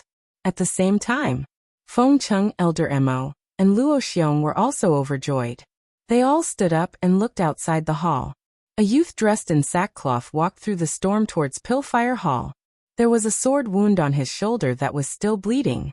His face was also as pale as a sheet of paper, but his eyes were like torches, extremely spirited. How is this possible? If he can come back alive like this, could it be that he can fly? Cheng Yi and Lu Hong were in disbelief. Lin Chen curiously sized up Qin Feiyang. From the looks of it, there was nothing outstanding about this person. Why was he so valued by Luo Xiong and the other two? Fatso pushed through the crowd and ran out of the main hall to welcome Qin Feiyang. He laughed and said, Jiang Laoda, Fat Lord knew that your luck is bigger than Daifuku's. You won't die. Qin Feiyang stared blankly for a moment before he said, looking at your flushed appearance, did you do some despicable business again? Fatso said unhappily, what are you talking about? Fat Lord is a good youth that everyone loves. Let me tell you, don't ruin Fat Lord's reputation. You still have a reputation? Qin Feiyang rolled his eyes. In terms of shamelessness, even White-Eyed Wolf was less than 1/10,000th of this guy. Fatso laughed and said, to be honest, Fat Lord did something big just now. Immediately, he whispered to Qin Feiyang about how he framed Ji Jin and Ling Yan. After listening, Qin Feiyang had a strange look in his eyes. Ji Jin and Ling Yan had just come out of the pig cage, but they were thrown back in again. They probably hated Fatso to the core. Not bad, well done. Keep it up. Qin Feiyang patted Fatso's shoulder. Although it wasn't glorious, it was indeed satisfying. After entering the main hall, the crowd automatically separated. Qin Feiyang walked in front of the three great leaders and cupped his hands. Greetings to Hall Master and the two elders. Feng Cheng was about to get angry, but when he saw the sword wound on Qin Feiyang's shoulder, he immediately revealed a worried look and asked, what happened to your sword wound? Qin Feiyang smiled faintly. When I just came back, two cats and dogs suddenly jumped out, and I was accidentally injured. But it doesn't matter, it won't affect the alchemy. Cats and dogs? The surrounding disciples were puzzled. But the three great leaders were very clear. However, now was not the time to pursue the matter. Luo Xiong turned to look at Lin Chen and smiled. I won't write the list, just say it directly. The internal quota belongs to Jiang Haoyan, and the other two quotas will be decided by the survival of the fittest. However, before Luo Xiong finished speaking, Chengyi took a step forward and said in a deep voice, Hall Master, I refuse to accept this. Step down. Luo Xiong shouted. Lin Chen smiled. Hall Master Luo, why don't we first listen to the reason why he refuses to accept this? Luo Xiong raised his eyebrows and nodded. All right, Qingyi, if you have something to say, just say it, don't waste time. Hearing this, Chengyi's heart was suddenly filled with a thick flame of anger. Jiang Haoyan only came now, wasn't it good that he wasted time? But he didn't even blame him. He only said one sentence, and he actually said that he was wasting time. Isn't this favoritism a bit too much? Phew. He took a deep breath and cupped his hands. As everyone knows, Jiang Haoyan is only a backdoor entrant. But what about us? We relied on our own efforts to get to where we are today, so I hope that Hall Master can be fair and just. Backdoor entrant? Lin Chen frowned and asked. Chengyi, who is he related to? Chengyi said. He has an engagement with Elder Feng's granddaughter. Lin Chen's pupils suddenly shrank. Deep in his eyes, there was even a trace of cold light. But he immediately covered it up, and turned to look at Luo Xiong. He smiled. Hall Master Luo, you know the rules of the Pill Hall better than I do. You can't play favoritism. Feng Cheng suddenly stood up and said, what a joke. How come I didn't know that Jiang Haoyan has an engagement with my granddaughter? Chengyi said respectfully. Elder Feng, Jiang Haoyan said it himself. Lin Chen smiled. Since it's like this, then we'll choose someone else for this predetermined spot. Hall Master Luo, I heard from you yesterday that Cheng-Yi seems to have a 6th level mental strength. Why don't we choose him? Thank you, Lord Lin Chen. Cheng-Yi was wild with joy. He hurriedly bowed and thanked him. I haven't agreed. Why are you thanking me? Luo Xiong said. The displeasure on his face became more obvious. Cheng-Yi, I'll give you a chance. Back off, don't ask for trouble. Why should I back off? Hall Master, I respect you very much, but I didn't expect you to be so selfish. I don't dare to say in the path of martial arts, but in the path of alchemy, I have absolute confidence that I can crush Jiang Haoyan. In the end, Cheng-Yi had completely lost his sense of propriety and directly challenged Luo Xiong. Lin Chen smiled faintly. A 6th level mental strength is considered one of the best in the Danwang Hall.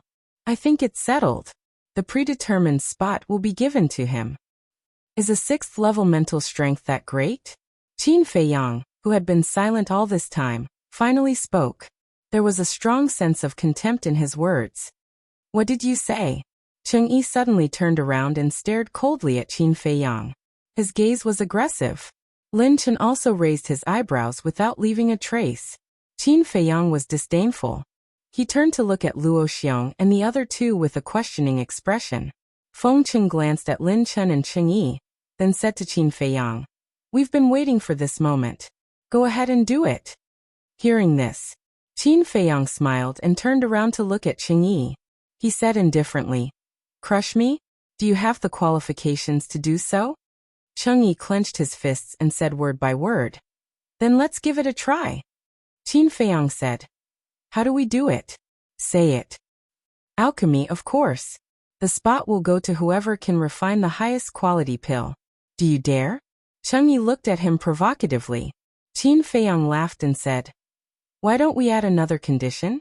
The loser will be at his mercy, even if he's killed on the spot. What? The disciples were shocked. If that was the case, it wouldn't be a simple competition for a spot, but a bet of life and death. Luo Xiong and the other two couldn't help but frown. Although they were a little dissatisfied with Cheng-Yi's current performance, they were still optimistic about Cheng-Yi's future. As for Qin Feiyang's alchemy skills, they knew better than anyone else. If the bet of life and death was successful, Cheng-Yi would definitely die. This kind of thing couldn't happen. The three of them were about to stand up and stop him, but Cheng-Yi was a step ahead of them. Okay, it's decided. No. Elder Mo shouted. Cheng-Yi turned to look at Elder Mo and bowed. Elder, this is a joint decision between Jiang Haoyan and I. Please don't interfere. Lin Chen smiled. It's quite interesting. Elder Mo, just let them be. Furthermore, I don't believe that they'll really kill each other. At most, they'll humiliate each other with a few words. It's not important. This? Elder Mo looked at Luo Xiong and Feng Cheng.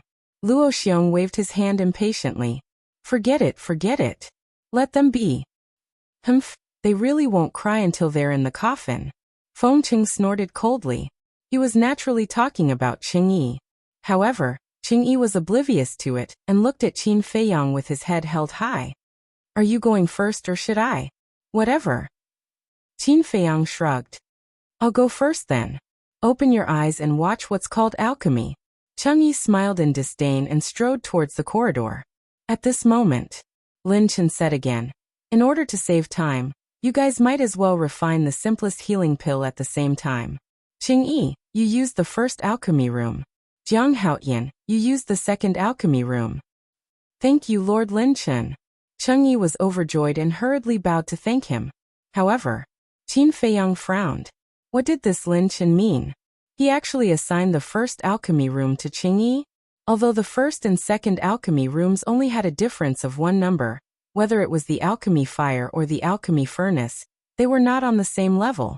As everyone knew, the quality of the alchemy fire and the alchemy furnace would affect the quality of the pills. Wasn't this person obviously helping Cheng-Yi? Lin Chen seemed to have sensed Qin Feiyang's displeasure and smiled. Jiang Haoyan, in order to prove that you're not a backdoor entrant, I gave you the second alchemy room. I've put in a lot of effort. Don't let me down. Qin Feiyang was a little stunned. He could tell that this person was purely a hypocrite who hid a knife behind a smile. Don't worry, I definitely won't let you down. After Qin Feiyang finished speaking, he walked towards the second alchemy room. However, the corner of his mouth pursed into a deep mocking smile. He wanted to scheme against him with such a small trick? What a joke! Later, he would know how childish this behavior was. However, he could not figure it out. It was only the first time he met this person. There was no enmity between them. Why would he deliberately target him? Chapter 102. After Qin Feiyang entered the alchemy room, Chengyi followed him into the alchemy room. The stone door wasn't closed. Lin Chen stood in the middle of the two alchemy rooms. He looked at Qin Feiyang and laughed secretly. I want to see what level of pills you can make. Luo Xiong and the other two sat on the chairs and closed their eyes to recover.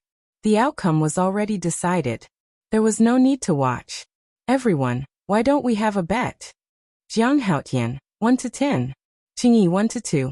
Fatso suddenly shouted with a wretched smile on his face. I'm not in the mood. Get lost. The surrounding disciples looked at each other angrily. It wasn't that Fatso wasn't welcomed. It was because they all wanted to enter the Danwang Hall. However, they obviously didn't have a chance to enter. There were more than 100 disciples fighting for the remaining 2 spots. The probability was too low. They didn't have the confidence to win. Therefore, they couldn't help but feel irritated. In the 2 alchemy rooms, the alchemy had already started. The 2's movements were very skillful. It wasn't an exaggeration to say that they were as smooth as flowing water. This is unbelievable. Genius Jiang Haotian has only been in the Danwang Hall for 2 months. His speed can actually keep up with Senior Chengyi? A few disciples discussed softly. Lin Chen was stunned. He said in surprise, What did you say? He's only been here for 2 months? Yeah. The few disciples nodded. Another disciple suddenly said, No, he's been outside this month. Therefore, he's only been refining pills for a month. He's so skillful in just a month? Lin Chen was dumbfounded. Could it be that this person was really an alchemy genius? No. Although his speed could keep up, the quality of the pills he made would definitely be inferior.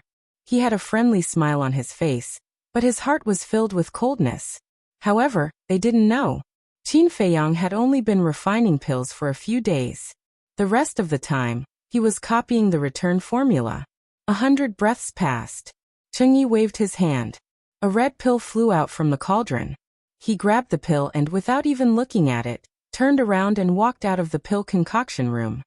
He walked up to Lin Chen and presented the pill with both hands, his face filled with confidence. Lin Chen held it in his hand and looked at it. He nodded and said, Not bad. This healing pill can definitely be considered a high-grade pill. After getting Lin Chen's approval, the confidence on Chengyi's face grew even stronger as he said with a smile, My lord, I'm afraid it's still too early for Jiang Haotian. You have a priceless body, so you'd better go sit outside and wait. I admit that I lost. But at this moment, a helpless voice sounded. Haha. Chengyi immediately laughed out loud. He turned around and saw Qin Feiyang walking out of the alchemy room. He crossed his arms in front of his chest and looked at Qin Feiyang. Even if you admit defeat, you have to take out the medicinal pills you refined and let everyone see how pathetic they are. Ugh. Qin Feiyang was stunned. Could this person be stupid? He smiled faintly and said, I think you misunderstood my meaning. Actually, I'm saying that your flattery skills are really top-notch. I admit defeat. Hearing this, Chengyi's expression froze and his face immediately darkened. This is the medicinal pill I refined. Qin Feiyang casually threw a healing pill towards Lin Chen. Lin Chen raised his eyebrows without a trace. Obviously he, who was used to being flattered, was very unhappy with Qin Feiyang's current attitude. But the smile on his face was still the same. He grabbed the medicinal pill and hurriedly glanced at it. He smiled and said, This healing pill can at most be considered a low-grade medicinal pill. It's too different from the high-grade healing pill refined by Chengyi. Therefore, I now announce that the quota will be given to Chengyi. Phew. Chengyi let out a long breath and said, This disciple swears to be loyal to the Danwang Hall for the rest of my life. I swear to defend the dignity of the Danwang Hall with my life. Lin Chen nodded. Cheng Yi turned to look at Qin Feiyang and sneered. Do you still remember the bet from before? Yes. Qin Feiyang nodded. Cheng Yi's eyes flashed coldly and said, Then let's fulfill our promise now. Since we're from the same sect, I'll let bygones be bygones if you break your own arms. Break my own arms? Qin Feiyang narrowed his eyes. This person wanted to kill him whenever he had the chance. Since that was the case, then let's see whose methods were more ruthless. He looked up at Lin Chen and smiled faintly. Look carefully again. Lin Chen smiled. A low-grade medicinal pill is a low-grade medicinal pill. The result will be the same no matter how many times I look at it. Is there a need to? Qin Feiyang really wanted to get along with this person politely. After all, if the Danwang Hall sent this person to be in charge of the assessment, then his status in the Danwang Hall must be high. However, this person did not take him seriously at all. Arrogant and self-righteous. Did he really think he was a big shot? Qin Feiyang's killing intent surged. He quickly drew out the Chang Shui and swung it at Cheng Yi's neck like lightning. Ah! A painful scream rang out in the Pillfire Hall. Bam! The next moment, Cheng Yi fell to the ground, clutching his neck. Blood spurted out from his throat. The surrounding disciples were stunned. Lu Hong's face turned pale. Even Fatso was tongue-tied. Isn't this bastard a little too daring? He actually killed Cheng Yi in the Pillfire Hall? Get out of the way. Elder Mo's roar was heard. Everyone shuddered and hurriedly retreated to the side. The three heavyweights ran over and looked at the dead Cheng Yi on the ground with gloomy expressions. The usual smile on Lin Chen's face disappeared without a trace. All that was left was anger. Jiang Haotian. He suddenly looked up at Qin Feiyang, his entire body cold and threatening. The temperature here plummeted as if winter had arrived. Everyone's pupils constricted, and they involuntarily retreated. However, Qin Feiyang wasn't afraid in the slightest. He inclined his head and locked gazes with Lin Chen as he laughed mockingly. If the Pill Emperor Hall is filled with people as mediocre as you, I don't mind not joining the Pill Emperor Hall. With that, he turned and walked out of the hall without looking back. How dare you? Lin Chen was furious. He reached out his hand and grabbed at Qin Feiyang. You're the one who's being impudent. However, at this moment, Luo Xiong roared and threw a slap. Slap.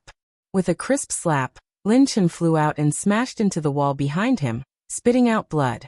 There was a bright red palm print on his face. It even began to swell. The elixir fell out of his hand and onto the ground. How dare you hit me? Lin Chen was dumbfounded by the slap. Because you're from the Danwang Hall, I've been courteous these 2 days. But what about you? Acting all high and mighty all the time. Who do you think you are? Hitting you is still light. I'll kill you now. Luo Xiong took a step forward, murderous. Hall Master, don't be rash. Let's talk things over.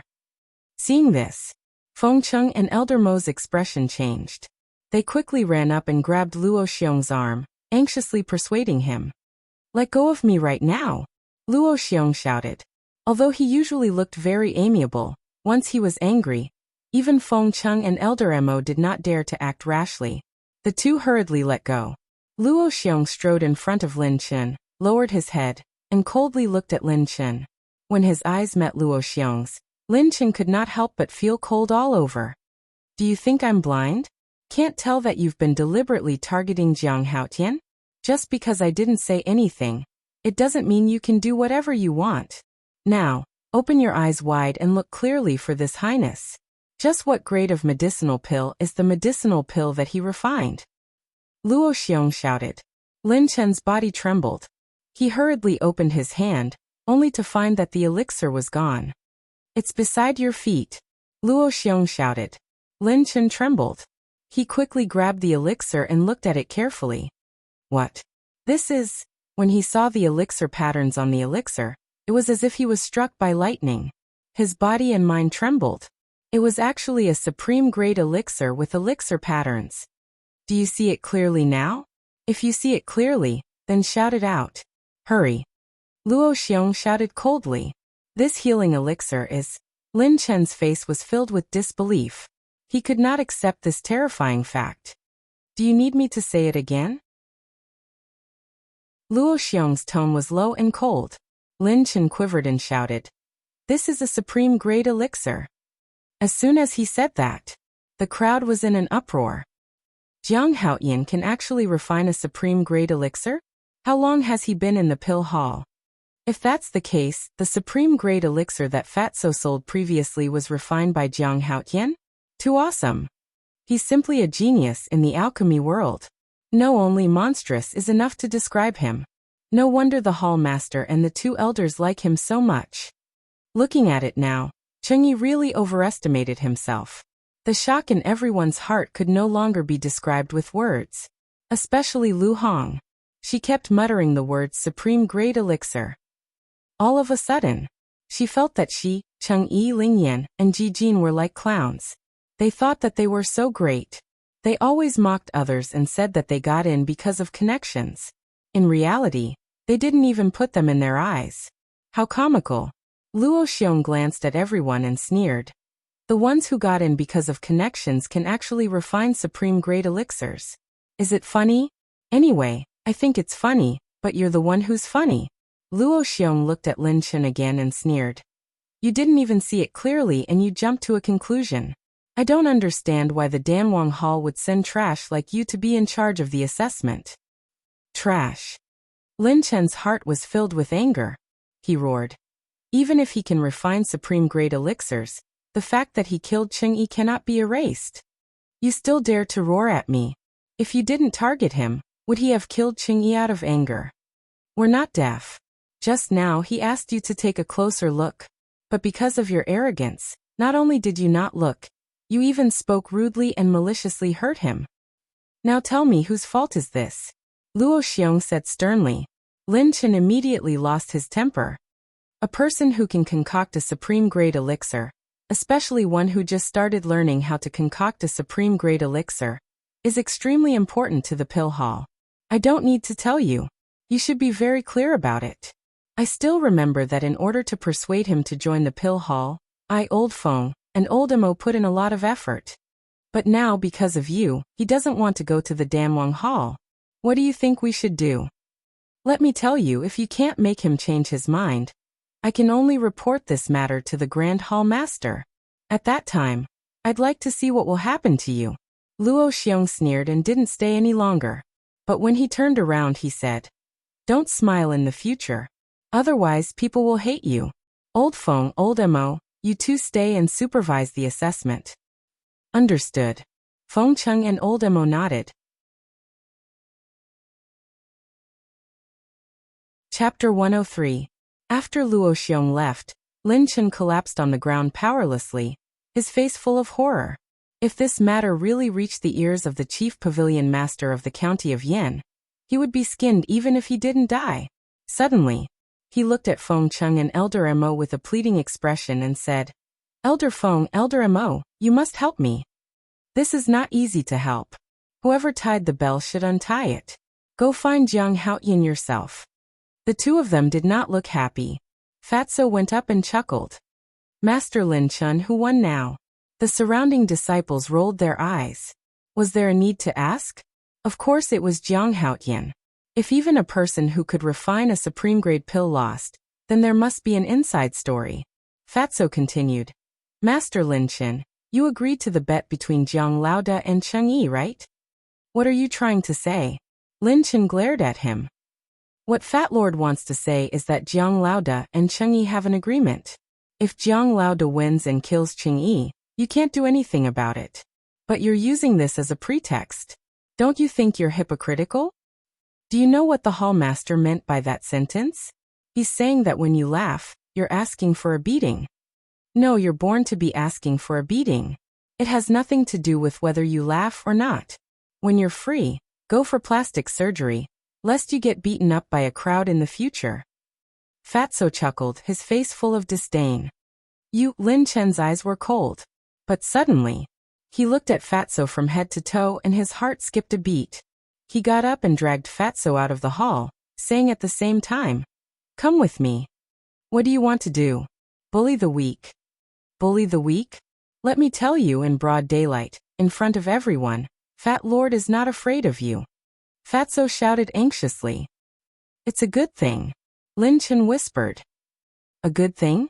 Fatso was slightly stunned, and his heart suddenly bloomed with joy. Qin Feiyang sat alone in a pavilion. He couldn't figure it out. How did he offend this Lin Chen, to the point of making things difficult for him? So you're here, Jiang Laoda? Soon. Fatty ran over and said with a sinister smile. You finally killed Cheng Yi. You must be feeling great right now. Indeed. Qin Feiyang nodded and asked, did the hall master say that he would hold me accountable? No. You're the Pill Palace's most popular person now. How could the palace master hold you accountable for a dead person? But Lin Chen was the of the Pill Palace of the Hall of the Hall. Of the Hall of the Palace of the Hall. You didn't see how furious the palace master was earlier. If it weren't for the two elders holding him back, Lin Chen would have already gone to see the King of Hell. Fatty said of S. When Luo Xiong flipped out, he hadn't left the Pillfire Hall, so he heard it. Fatso went to Qin Feiyang and asked sneakily, Jiang Laoda, are you really not going to the Danwang Hall? Yes. Qin Feiyang nodded and said, I want to go to the Martial Emperor Hall now. With my strength, it shouldn't be a problem. What? To the Martial Emperor Hall? Fatso couldn't sit still anymore. Jiang Laoda, to tell you the truth, Lin Chen asked me to persuade you. He said that as long as I can make you change your mind, he will let me go to the Danwang Hall too. Boss, once you're the boss, you'll be the boss forever. You can't leave your little brother alone. I'm not like you. Whether it's martial arts or alchemy, I'm not as good as others. I have no hope of entering the Danwang Hall. This is such a good opportunity. Boss, you have to help me. Fatso hugged Qin Feiyang's arm, crying and acting like a spoiled child. Qin Feiyang's sleeve was covered with his snot and tears. Get out of my way. Qin Feiyang's face darkened as he hurriedly pushed Fatso away. This scene was too intimate. If he was seen by others, they would definitely misunderstand him as a homosexual. Fatso said, Promise me and I'll let go. Okay, I promise. Qin Feiyang nodded helplessly. Thank you, boss. Fatso was overjoyed and said in a coquettish voice. Get out. Qin Feiyang roared and kicked Fatso away. Then he hurriedly got up and took off his shirt with a look of disgust. He took out a new linen shirt and quickly put it on. You hit me so hard. Do you still have a conscience? Fatso rubbed his chest and walked over, staring at Qin Feiyang bitterly. Damn Fatso, you're too disgusting. I'm going to cut ties with you. Qin Feiyang had goosebumps all over his body and hurriedly ran away. Cut ties? No way. Fat Lord has made up his mind to pester you for the rest of his life. You have to take responsibility for it. Fatso chuckled and quickly chased after him. Qin Feiyang felt powerless. Despicable people were probably talking about this kind of person. Fatso ran to Qin Feiyang's side with a wretched face and said, Boss, when are you going to see your fiancé? Fiancé? Qin Feiyang was stunned. Fatso was stunned and asked, Don't you know? Your fiancé also came to Black Bear City. Wait, what do you mean? When did I have a fiancé? Qin Feiyang frowned. Elder Feng's granddaughter. Fatso said. Qin Feiyang was stunned and shook his head saying, She's not my fiancé. It's just a joke. The fatty said disdainfully, Keep pretending. Everyone in Black Bear City knows about this. I won't talk to you anymore. Lord Fatty will go to the Pillfire Palace first. Although Lin Chen opened the back door for me, I still have to put on a show. Let's chat again when we have time. Qin Feiyang said, When we go back, don't say that I've already agreed. I'm still thinking about it. I understand. Fatso chuckled and ran toward the Pillfire Palace. Fiancé. Qin Feiyang shook his head and smiled bitterly. It seemed that this joke had gone too far. After calming himself down, he changed direction and walked toward Luo Xiong's courtyard. Bastard, this is too infuriating. Luo Xiong sat alone on a stone bench, his face full of anger. A moment later, Qin Feiyang came to the door and cupped his hands, saying, Hall Master, I have something to ask of you. Luo Xiong was stunned and hurriedly said, Come in. Qin Feiyang pushed the door open and walked to Luo Xiong's side. He lowered his head and said, Hall Master, I was wrong just now. I shouldn't have killed Qingyi. Please punish me. Luo Xiong was silent for a moment and looked up with a smile, saying, This matter is over, but you must go to the Danwang Hall. This, Qin Feiyang hesitated. Luo Xiong asked, Are you worried that Lin Chen will take revenge on you? Qin Feiyang nodded. Sigh. To be honest, I'm worried too. With your talent in alchemy, you will definitely attract attention if you enter the Danwang Hall. But it's easier to dodge a spear in the open than a stab in the dark. After all, Lin Chen is not only a core disciple of the Danwang Hall, but also a member of the Lin family of Swallow City. Luo Xiong said. The Lin family of Swallow City. A cold light flashed in the depths of Qin Feiyang's eyes. Luo Xiong thought he was afraid and comforted him, saying, Don't be so nervous. Before you go to the Danwang Hall, I will use the image crystal to inform the Grand Hall Master of Swallow City. Qin Feiyang said, I will think about it. Luo Xiong frowned and nodded, saying, All right, think about it carefully. All right. Why are you here? Qin Feiyang said, I want to ask if the pill hall has the recipe for the crimson fire-colored glass pill? The crimson fire-colored glass pill. Luo Xiong's eyes trembled as he asked, Did you find the crimson fire-colored glass tree? No. Qin Feiyang shook his head. Then why do you want the recipe? Luo Xiong was puzzled. I am just curious. Qin Feiyang said calmly. The recipe. Luo Xiong thought for a while and shook his head, saying, Everyone knows how precious the crimson fire-colored glass pill is. Therefore, only the Danwang Hall has the recipe. In that case, I will not disturb you any longer. Qin Feiyang cupped his hands, turned around, and strode out of the courtyard. He was sure that the pill hall had the recipe. He knew what Luo Xiong was thinking. Luo Xiong wanted him to go to the Danwang Hall. Therefore, it was useless to continue. He went to an empty corner and entered the castle. He began to copy the fifth stroke of the Huan character formula. In the evening, the Pill Fire Hall's test was finally over. The remaining 2 spots were taken by Lu Hong and Fatso. This result caused the disciples to be rather shocked. Lu Hong had level 5 mental power, and her talent in alchemy was not bad. It was not strange for her to win a spot. However, Fatso's talent was not good and he did not work hard. How could he win? However, this was the result announced by Lin Chen himself. Feng Cheng and Luo Xiong were supervising, so no one dared to question it. Perhaps this fatty was just like Jiang Haoyan, pretending to be a pig to eat a tiger. After the test ended, the disciples dispersed. The news of Qin Feiyang refining the supreme grade pill spread like wildfire in Black Bear City. So the supreme grade pill was refined by Jiang Haoyan. No wonder Luo Xiong wanted Jiang Haoyan to join the pill hall by hook or by crook. The whole city was in an uproar.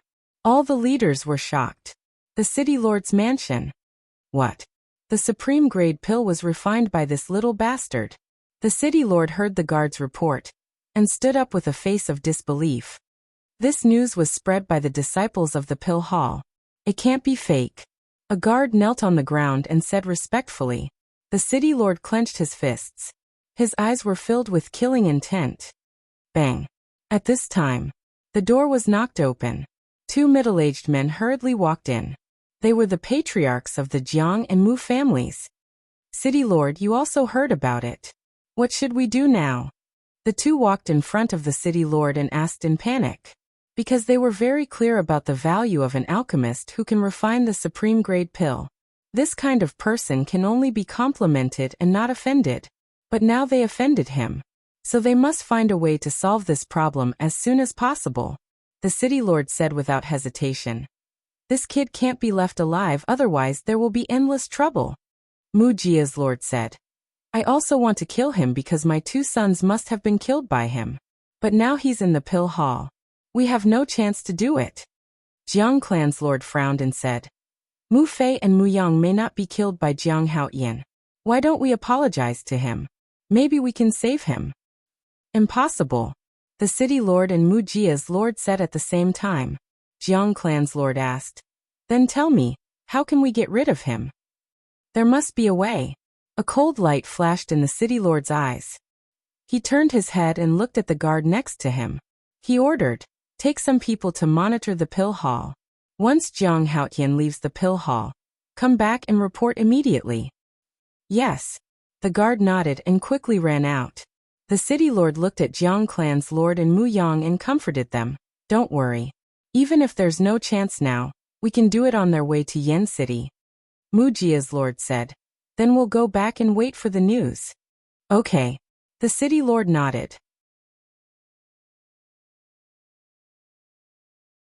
Chapter 104. Jiang clan head was worried all the way. After returning to the Jiang clan, he sat beside the tea table in the meeting hall.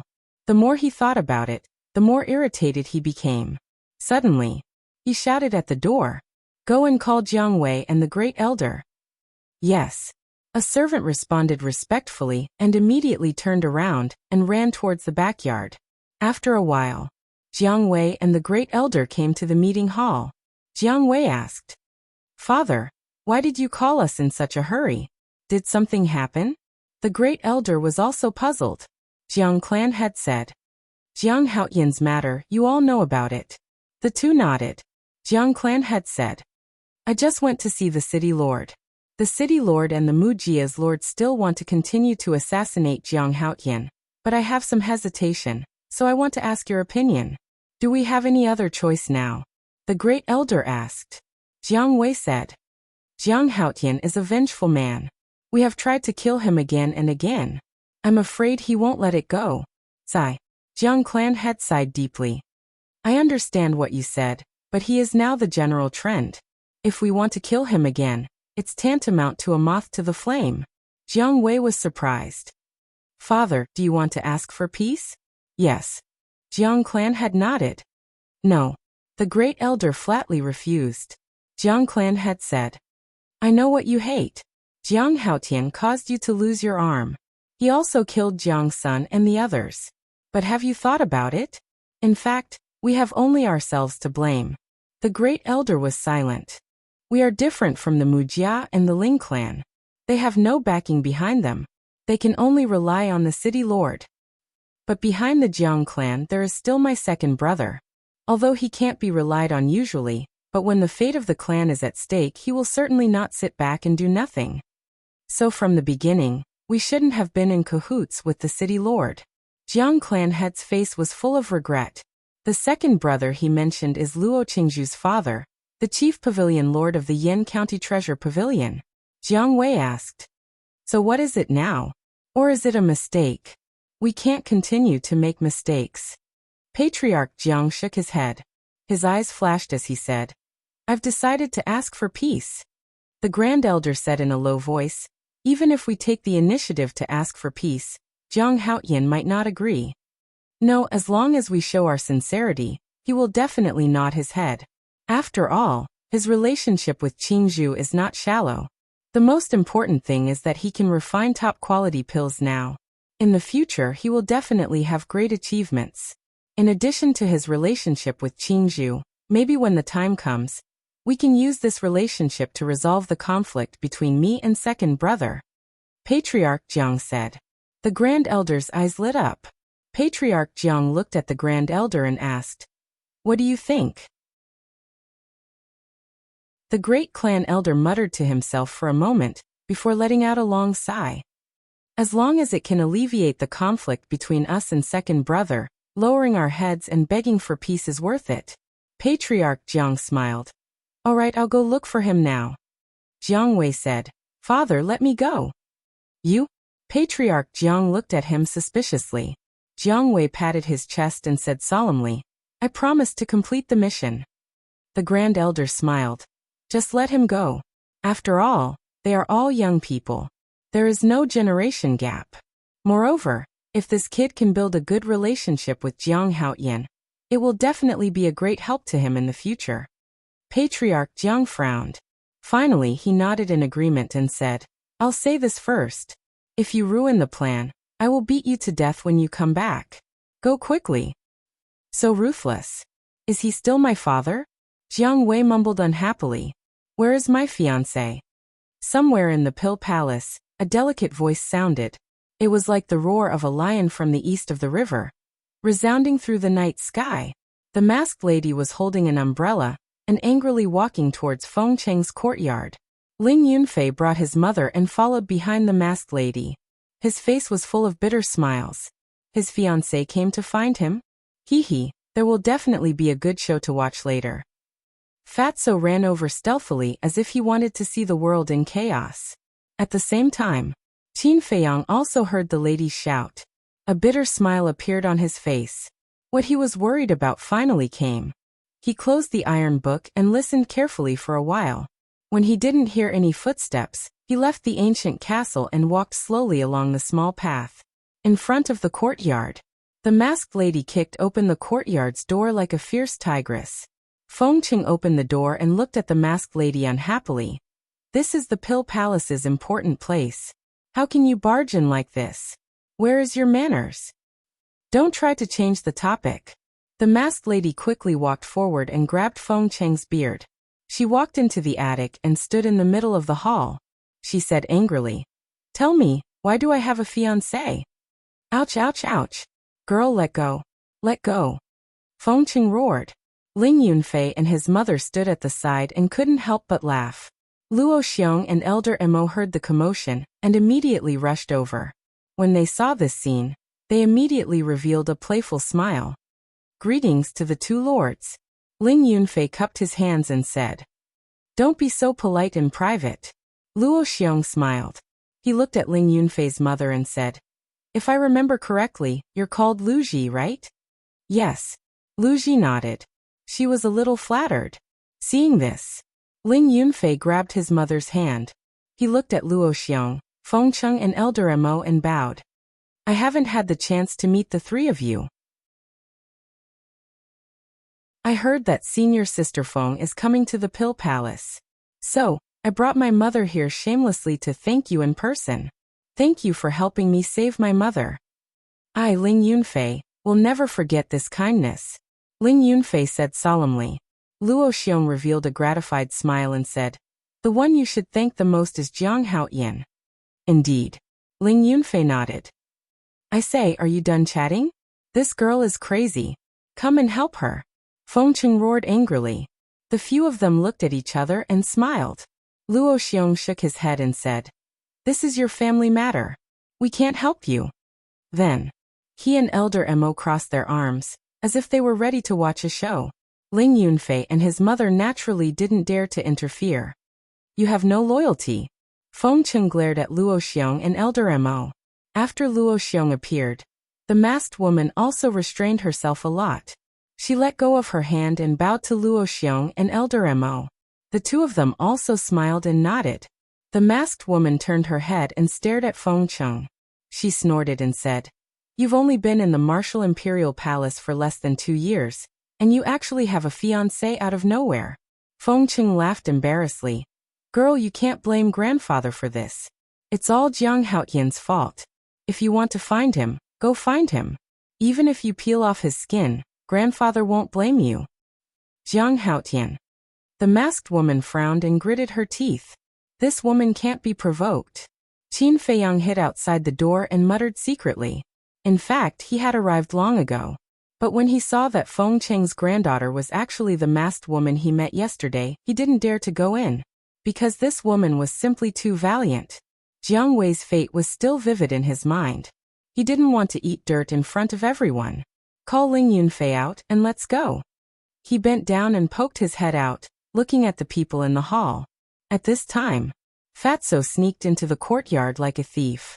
Seeing Qin Feiyang acting sneakily at the door, his eyes brightened. He quietly walked over to Qin Feiyang's back and stuck his head out to look inside. "So many people?" He scratched his head and patted Qin Feiyang's shoulder. He asked, "What are you doing hiding here? Don't you want to go in and see your fiancé?" Qin Feiyang's body stiffened. This damn Fatso, when did he come? The people in the hall all turned their heads to look at the door. When they saw Qin Feiyang and Fatso, they couldn't help but be stunned. Qin Feiyang smiled embarrassedly. He had never felt so awkward before. He stood up straight and stared at Fatso fiercely. "What's going on?" Fatso was a bit confused. "I'll deal with you later." Qin Feiyang snorted coldly. He turned around and walked into the hall. He smiled and said, That That. Hello everyone. We're very good. Luo Xiong nodded. There was a trace of an evil smile on his face, as if he was saying, "Kid, you're in big trouble this time." Qin Feiyang's smile froze, but it instantly recovered. He turned his head to look at the masked woman. His eyes met with that pair of cold eyes. His body tensed up. He smiled embarrassedly and said, "Miss, this is a misunderstanding. Let me explain." Without waiting for him to finish, the masked woman said, "There's nothing to explain. If I didn't remember wrongly, the pill hall has a pig cage, right? Go to the pig cage and stay there for a few days." After saying that, she took a step forward and instantly landed in front of Qin Feiyang. She reached out her hand and grabbed towards Qin Feiyang's shoulder. "She's indeed a difficult woman," Qin Feiyang mumbled. He used the shifting smoke steps without hesitation and quickly retreated. He didn't want to go to the pig cage. Seeing Qin Feiyang dodging, the masked woman was surprised. "You have some skills, but you don't have the ability to escape from me." The masked woman smiled coldly. She caught up with Qin Feiyang in one step. Her hand reached out like lightning and grabbed his wrist. Her 5 fingers were like jade. Her skin was like cream. It gave Qin Feiyang a very comfortable feeling. But at this moment he didn't have the mood to feel it. He smiled and said, "Miss, men and women shouldn't touch each other. Aren't you my fiancé? Does it matter?" The masked woman smiled playfully. Qin Feiyang hurriedly said, "This is really a misunderstanding. Ling Er, it's really you." However, at this time, a pleasantly surprised voice came from outside the door. Everyone looked over and saw Lin Chen running over in large strides. Qin Feiyang was surprised. When he saw Lin Chen, he actually felt that the masked woman's arm was slightly stiff. Could it be that the two know each other? Qin Feiyang mumbled. Lin Chen ran into the hall and saw that the woman was actually grabbing onto Qin Feiyang's hand. A hint of ruthlessness flashed across his eyes. This time, Qin Feiyang clearly caught it. He suddenly came to a realization. If he didn't guess wrong, Lin Chen definitely liked this tigress.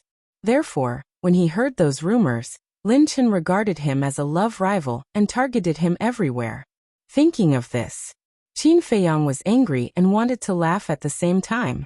He didn't expect that a casual sentence would actually lead to an unexpected disaster.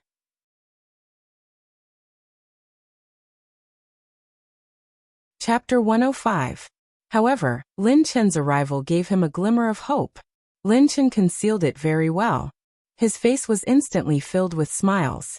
He took a step forward and stood between Qin Feiyang and the masked woman. The masked woman had no choice but to let go of Qin Feiyang. Lin Chen asked, "Ling, what are you doing in Black Bear City?" The masked woman frowned. "Is it related to you?" Lin Chen laughed. "If you had told me in advance, we could have traveled together." "No need, I know the way," the masked woman said indifferently.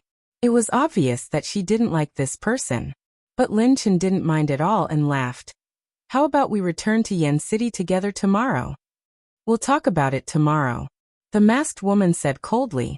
During the conversation, Qin Feiyang gave a look to Ling Yunfei and Fatso. The two of them understood. Thus, the few of them sneaked away. But just as Qin Feiyang stepped out of the door, the masked woman noticed and shouted, "Jiang Haoyan, where do you want to go?" "You guys chat. I still have things to do, so I'll be leaving first," Qin Feiyang said without turning his head, then used Luo Yan's steps and ran outside as if he was running for his life. "Bastard, stop right there," the masked woman shouted and was about to give chase. But at this time, Lin Chen's eyes flashed. He stood in front of her and laughed. "Ling, this is my first time in Black Bear City. I'm unfamiliar with this place. You grew up here, so you must be very familiar with this place. Why don't you take me around?" Ling Yunfei looked at Lin Chen, then turned to look at Luo Xiong and the other two, cupping his hands and saying, "3 seniors, this junior will also take his leave." Fatso followed. "This disciple will not disturb you any longer." Then Ling Yunfei brought his mother and Fatso and quickly left the courtyard, chasing after Qin Feiyang. The masked woman frowned and wanted to go around Lin Chen, but Lin Chen stood in front of her and laughed. "Ling, let's go for a walk." This time, The masked woman was furious and shouted, "Walk your sister. Can't you see that it's raining outside? If you want to go shopping, you can go by yourself." Lin Chen smiled. "Walking in the rain is more romantic. Who wants to be romantic with you?" The masked woman cursed angrily. What the hell? Why was she so unlucky to run into this idiot? Beside him, Feng Cheng was also frowning.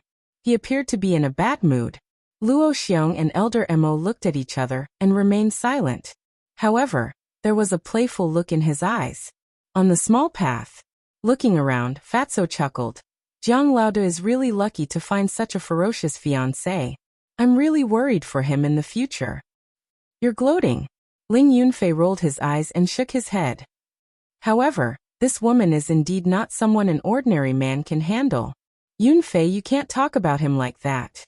After all, Miss Ling is your senior. In the future, you'll have to rely on her to take care of you in Danwang Hall. What's more, Miss Ling only has a bad temper. She's still quite kind. Ling Yunfei's mother reprimanded. You're right, mother. Ling Yunfei hurriedly nodded. I'm here. At this moment, Qin Feiyang's voice suddenly sounded. Fatso and the other two turned around and couldn't help but laugh. They saw Qin Feiyang hiding behind a small tree, looking behind the three of them. His whole body was already drenched. Ling Yunfei shook his head. Don't look. She was stopped by Lin Chen and didn't chase after us. Phew. Qin Feiyang let out a long breath and walked out from behind the small tree. Fatso said disdainfully, Jiang Laoda, back then, when Ling Yunfei and Ling Sheng were fighting, you were able to face so many big shots without batting an eyelid. Why are you afraid of a little girl now? You're really a disgrace to us men. If it was me, I would directly push her down and do her on the spot. Qin Feiyang's face twitched. Don't just talk about it. If you have the guts, go ahead. Fatso's face immediately turned green. He laughed dryly and said, Fat Lord wants to, but there's no other way. Who told her to be my future sister-in-law? This difficult task should be completed by you. Qin Feiyang rolled his eyes at him and looked at Ling Yunfei's mother. He smiled and said, Hello, Auntie. I made a fool of myself just now. Lu Ji smiled and said, Don't say that. Young people have their frivolous moments. Frivolous?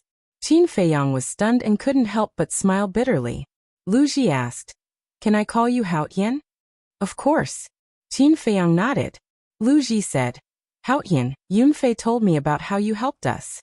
I'm really grateful to you. It's Yunfei's greatest fortune to be able to meet a friend like you.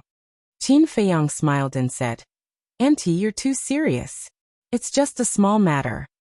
Sensible and polite. You're really a good child. Lu Ji's face was full of smiles.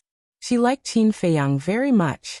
She sighed and said, If Yunfei is half as promising as you, then I can also smile in the underworld. Ling Yunfei said with dissatisfaction, Mother, your son is not bad either. Also, don't say such inauspicious things in the future. You will definitely live a long life. Yes, yes, yes. Lu Ji nodded with a face full of love. Looking at this warm scene, Qin Feiyang couldn't help but think of a dignified figure. He looked up at the dark night sky and murmured, Mother, how are you in the capital? Ling Yunfei suddenly patted him on the shoulder and said with a smile, Mother asked me to book a banquet at Spring Breeze Restaurant. First, to thank you. Second, to give us a farewell dinner. How about it? Give me some face. Auntie came in person. Of course I have to go. Qin Feiyang calmed himself down and nodded with a smile. Fatso hurriedly said, Then what about me? Don't forget that Fat Lord helped me a lot in the past. Ling Yunfei shook his head and said with a smile, I won't forget you. I will definitely have a few drinks with you later. I will accompany you to the end. Fatso chuckled. The four of them held 2 umbrellas and left the Pill Palace while chatting and laughing. In the rainy night, 2 black figures were sneakily following behind the 4 of them. However, there was another person behind the 2 black figures. He was wearing a cloak and a black mask on his face.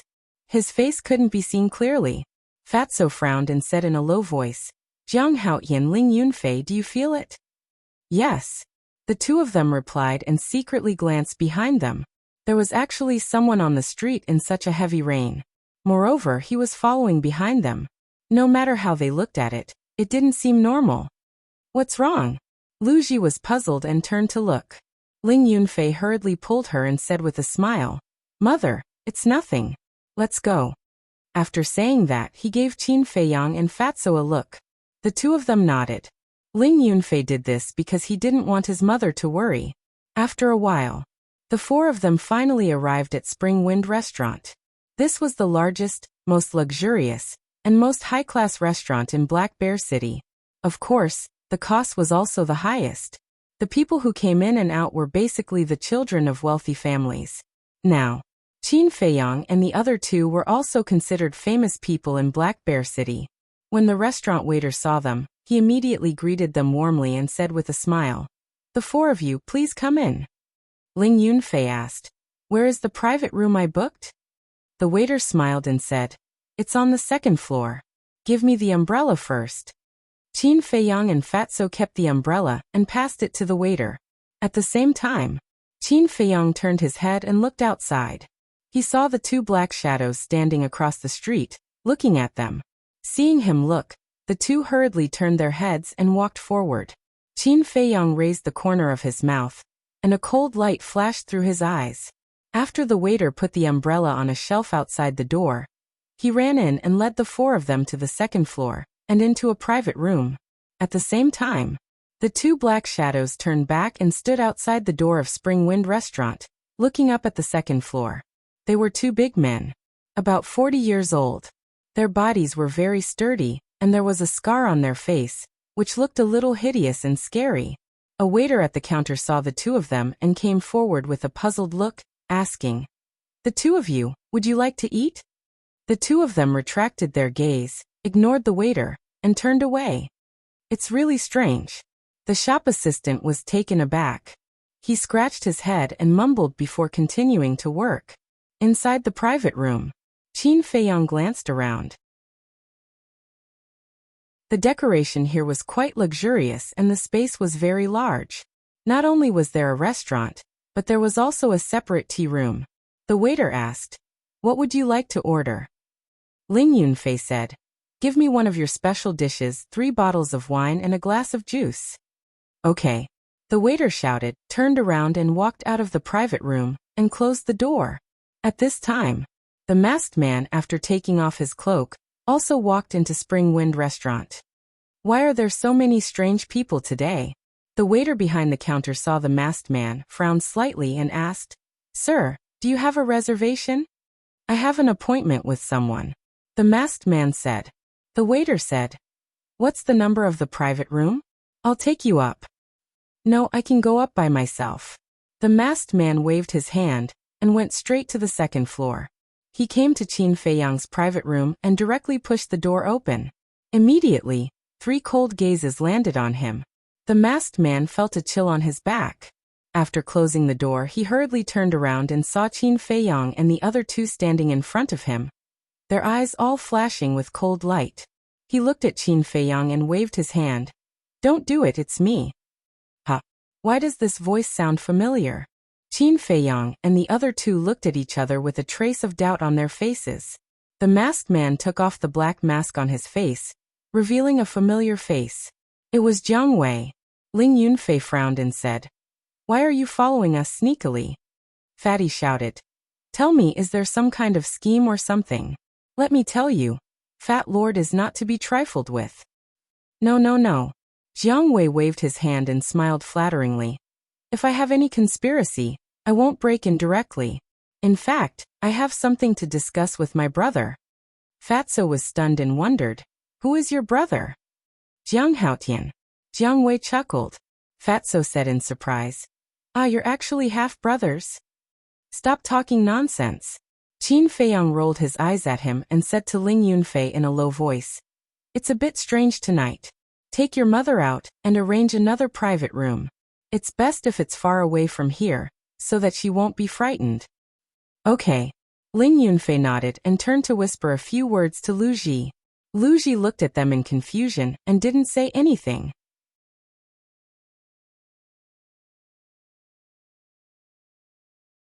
Chapter 106. Fatso closed the door. Qin Feiyang said. Fatso quickly ran to close the door, then turned around and stared at Jiang Wei maliciously. Brother Fatty, believe me, I really don't have any evil intentions. I came with sincerity. Jiang Wei looked panicked and kept retreating. Sincerity. Qin Feiyang's eyes flashed. He shouted. Fatso, don't mess around. Fatso smirked. You better not have any evil intentions, otherwise, Fat Lord promises to make your chrysanthemum bloom. Jiang Wei immediately clenched his legs, like a frightened mouse. Qin Feiyang sat at the table and said, Show me your sincerity. Jiang Wei quickly turned around and said, The city lord and the Wuxia's lord want to assassinate you tonight. The two people behind you just now are the city lord's confidants. The fatty shouted. Preposterous. Are they done yet? Qin Feiyang raised his eyebrows and said, Why did you tell me? You and your family are so kind? Jiang Wei smiled bitterly. To tell you the truth, it was my father who asked me to make peace with you. Make peace? Qin Feiyang was surprised. Jiang Wei said, To be honest, my father is regretting it now. He asked me to get your forgiveness no matter what. Fatso reminded him. Jiang Lauda, be careful, this may be a trick. No, why don't you believe me? I'm really here to make peace. Jiang Wei was incomparably anxious.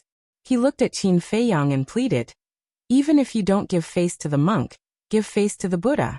For the sake of my cousin, can we reconcile? If you still don't believe me, I'll let my father and the elders come in person to help you deal with the city lord and the Wuxia, he added. Qin Feiyang was silent for a while and nodded. Okay, I'll believe you this time.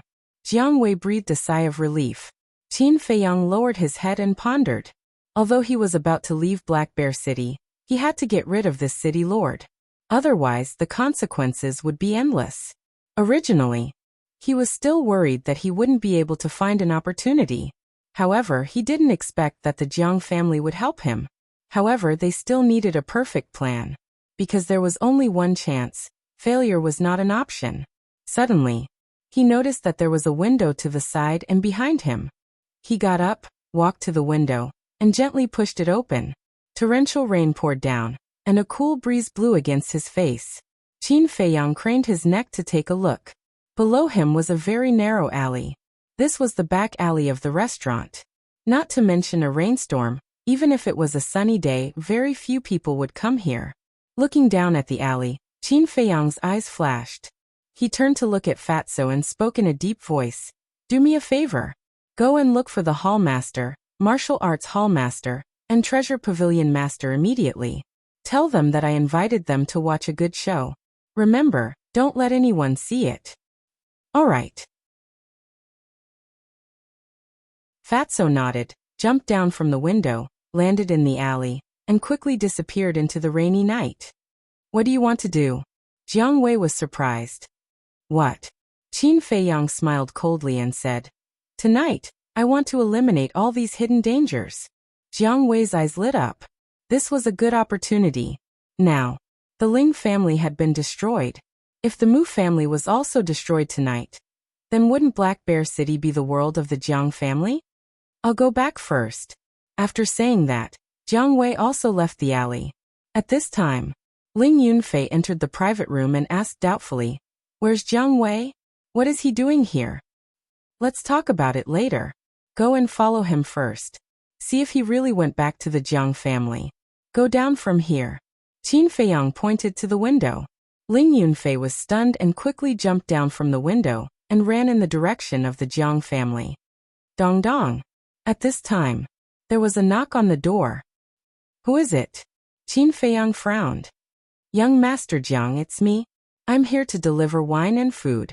The waiter's voice came from outside. Send it to another private room, Qin Feiyang said. Okay. The waiter replied. Wait a minute, Qin Feiyang suddenly said. Young master, do you have any other orders? The waiter asked. Qin Feiyang got up and opened the door.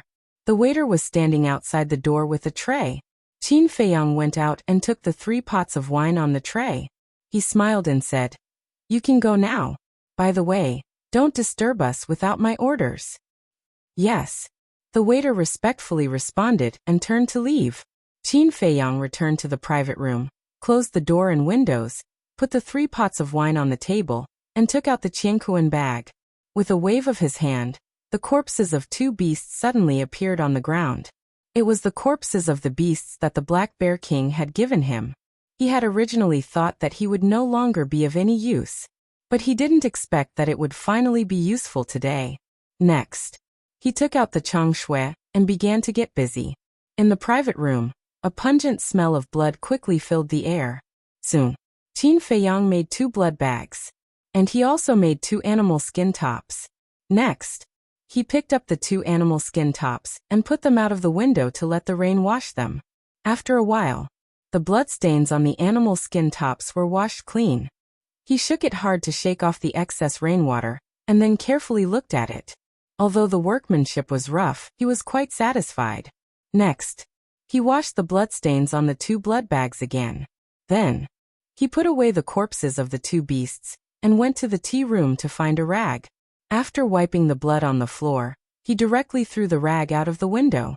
After a while, Fatso led Luo Xiong, the martial arts hall master, and the treasure pavilion master in through the window. The treasure pavilion master glanced at the private room, then looked at Qin Feiyang and said unkindly, "Kid, did you see that? We have all become drowned rats. If you don't have a good show for us to watch later, then don't blame me for being hostile." The most important thing was, they were all people with status, and they were actually allowed to climb through the window? If this were to spread out, who knew how many people would talk about them behind their backs? Qin Feiyang smiled and said, "I promise that I won't let you down." What is this? Fatso walked to the front of the animal skin tops and blood bags and looked at them curiously. Luo Xiong and the other 2 were also puzzled. At this time, Ling Yunfei, Jiang Wei, and the Grand Elder also came in through the window. Luo Xiong and the other 2 were stunned. Why did even the Jiang family come? And they were also sneaky? Greetings to the 3 lords. Jiang Wei and the Grand Elder bowed. The 3 nodded. The Grand Elder looked at Qin Feiyang and apologized. "Some time ago, I am really sorry this time I came. I hope I can do something." "Let's not talk about the past." Qin Feiyang smiled faintly and asked, "Where is the Jiang family head?" "Father is now in the City Lord Mansion," Jiang Wei said with some worry. "Why is he still going to the City Lord Mansion?" Qin Feiyang frowned. "Don't get me wrong, it's because if Father doesn't go, the City Lord and the Mu family head will definitely be suspicious. Maybe they will change their plan." Jiang Wei hurriedly explained. "So that's the case."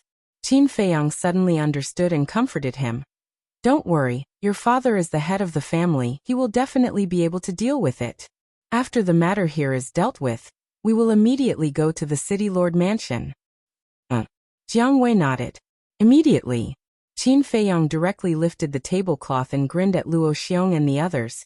"I have to trouble you, Grand Elder Jiang Wei, Fatso. You have to hide inside." "What? You want us to hide under the table?" "Boy, don't push your luck, I'm telling you." Luo Xiong's face turned black on the spot. "I have no choice. Although this place is big, the only place to hide people is under the table." Qin Feiyang smiled bitterly. Knock knock. At this time, there was another knock on the door. Qin Feiyang made a silent gesture to Luo Xiong and the others. Seeing this, Luo Xiong and the others also frowned and looked at the door. The whole room was dead silent in an instant. Qin Feiyang asked, "Who is it?" "Lord, we are here to deliver wine." A strange voice sounded outside. "And?" Qin Feiyang raised his eyebrows. Before, he clearly told the waiter not to disturb him. And the wine had already been delivered. What wine was there to deliver? Something was wrong. Qin Feiyang's heart sank and said, "You may have made a mistake. Our wine has been delivered." The man outside said, "It's like this, our shopkeeper said that you are honored guests, and asked us to send a few more pots." "Do you charge?" Qin Feiyang asked. The man outside replied, "The shopkeeper said that it is free of charge." "Honored guests? Free?" Qin Feiyang frowned. Originally, he thought that it was someone from the City Lord's mansion. But when he heard that the wine was sent by the shopkeeper, he was a little confused. After all, the news that he had refined the best quality pill had already spread in Black Bear City, and it was not impossible for the shopkeeper of Spring Breeze House to curry favor with him. Whether it's true or not, it's always right to take precautions. Qin Feiyang muttered and said to the door, "Wait a moment." He looked at Luo Xiong and the others and whispered, "There's no time, you guys hide inside." "Bastard, I'll deal with you later." Luo Xiong glared at him fiercely and crawled under the table. The martial arts hall master, treasure pavilion master, Jiang Wei, the Grand Elder and Fatso all followed. Fortunately, the table was big enough, or there would not be enough space. After putting down the tablecloth, Qin Feiyang took off his shirt and said to Ling Yunfei, "Quickly put on the beast skin clothes and put the blood bag on your heart." Ling Yunfei's mind was full of doubts, but he did not ask anything and quickly took off his clothes. After putting on the beast skin clothes, the two of them put on their clothes again and put the blood bag on their heart. After doing all this, Qin Feiyang whispered a few words in Ling Yunfei's ear. Ling Yunfei's eyes suddenly became cold, but he immediately covered it up. Then the two of them sat at the table, and each picked up a wine pot. Qin Feiyang said lightly, "Come in." The door was immediately pushed open. 3 waiters walked in one after another. Each of them carried a tray with 3 pots of wine on it. And, seeing that there was only Qin Feiyang and Ling Yunfei in the private room, the 3 of them were slightly stunned. One of them asked, "Young Master Ling, where's your mother? And where's that fat lord? Why don't I see them?" Qin Feiyang and Luo Xiong shuddered. As a waiter of a restaurant, it was impossible for him to ask such a question in front of an important guest. Ling Yunfei smiled calmly. "They have something to do and went out." "Oh right. Why haven't I seen you before? Are you new here?" One of them smiled.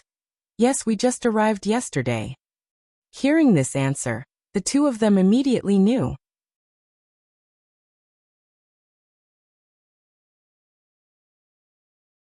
Chapter 107. Generally speaking, the newcomers would not understand many things, and would need a veteran to guide them for a period of time. Especially for a big restaurant like Spring Breeze Restaurant, the requirements for the waiters were very strict. It was impossible to let the newcomers entertain the distinguished guests alone. It was even more impossible to let the 3 newcomers entertain them. Besides, it was just a few pots of wine. Was there a need for the 3 of them to come together? There was no need at all. Therefore, there was a problem with the 3 of them. The 3 of them carried the tray and strode to the dining table. After putting the tray on the table, the 3 of them looked at each other with murderous intent in their eyes. But at this moment, Qin Feiyang's finger moved slightly and knocked over the wine pot, causing it to roll on the ground. The floor was covered with carpet, so the wine pot did not break. Seeing this, the 3 of them came over to help pick it up. Qin Feiyang smiled faintly and said, "It's okay. I can pick it up myself." He bent down and lifted the tablecloth so that he was face to face with Luo Xiong. He whispered, "No matter what happens later, don't come out." His voice was so soft that only Luo Xiong could hear it. After finishing his words, Qin Feiyang grabbed the wine pot, put down the tablecloth and sat up. At this moment, 2 of them abruptly leapt up. "What are you doing?"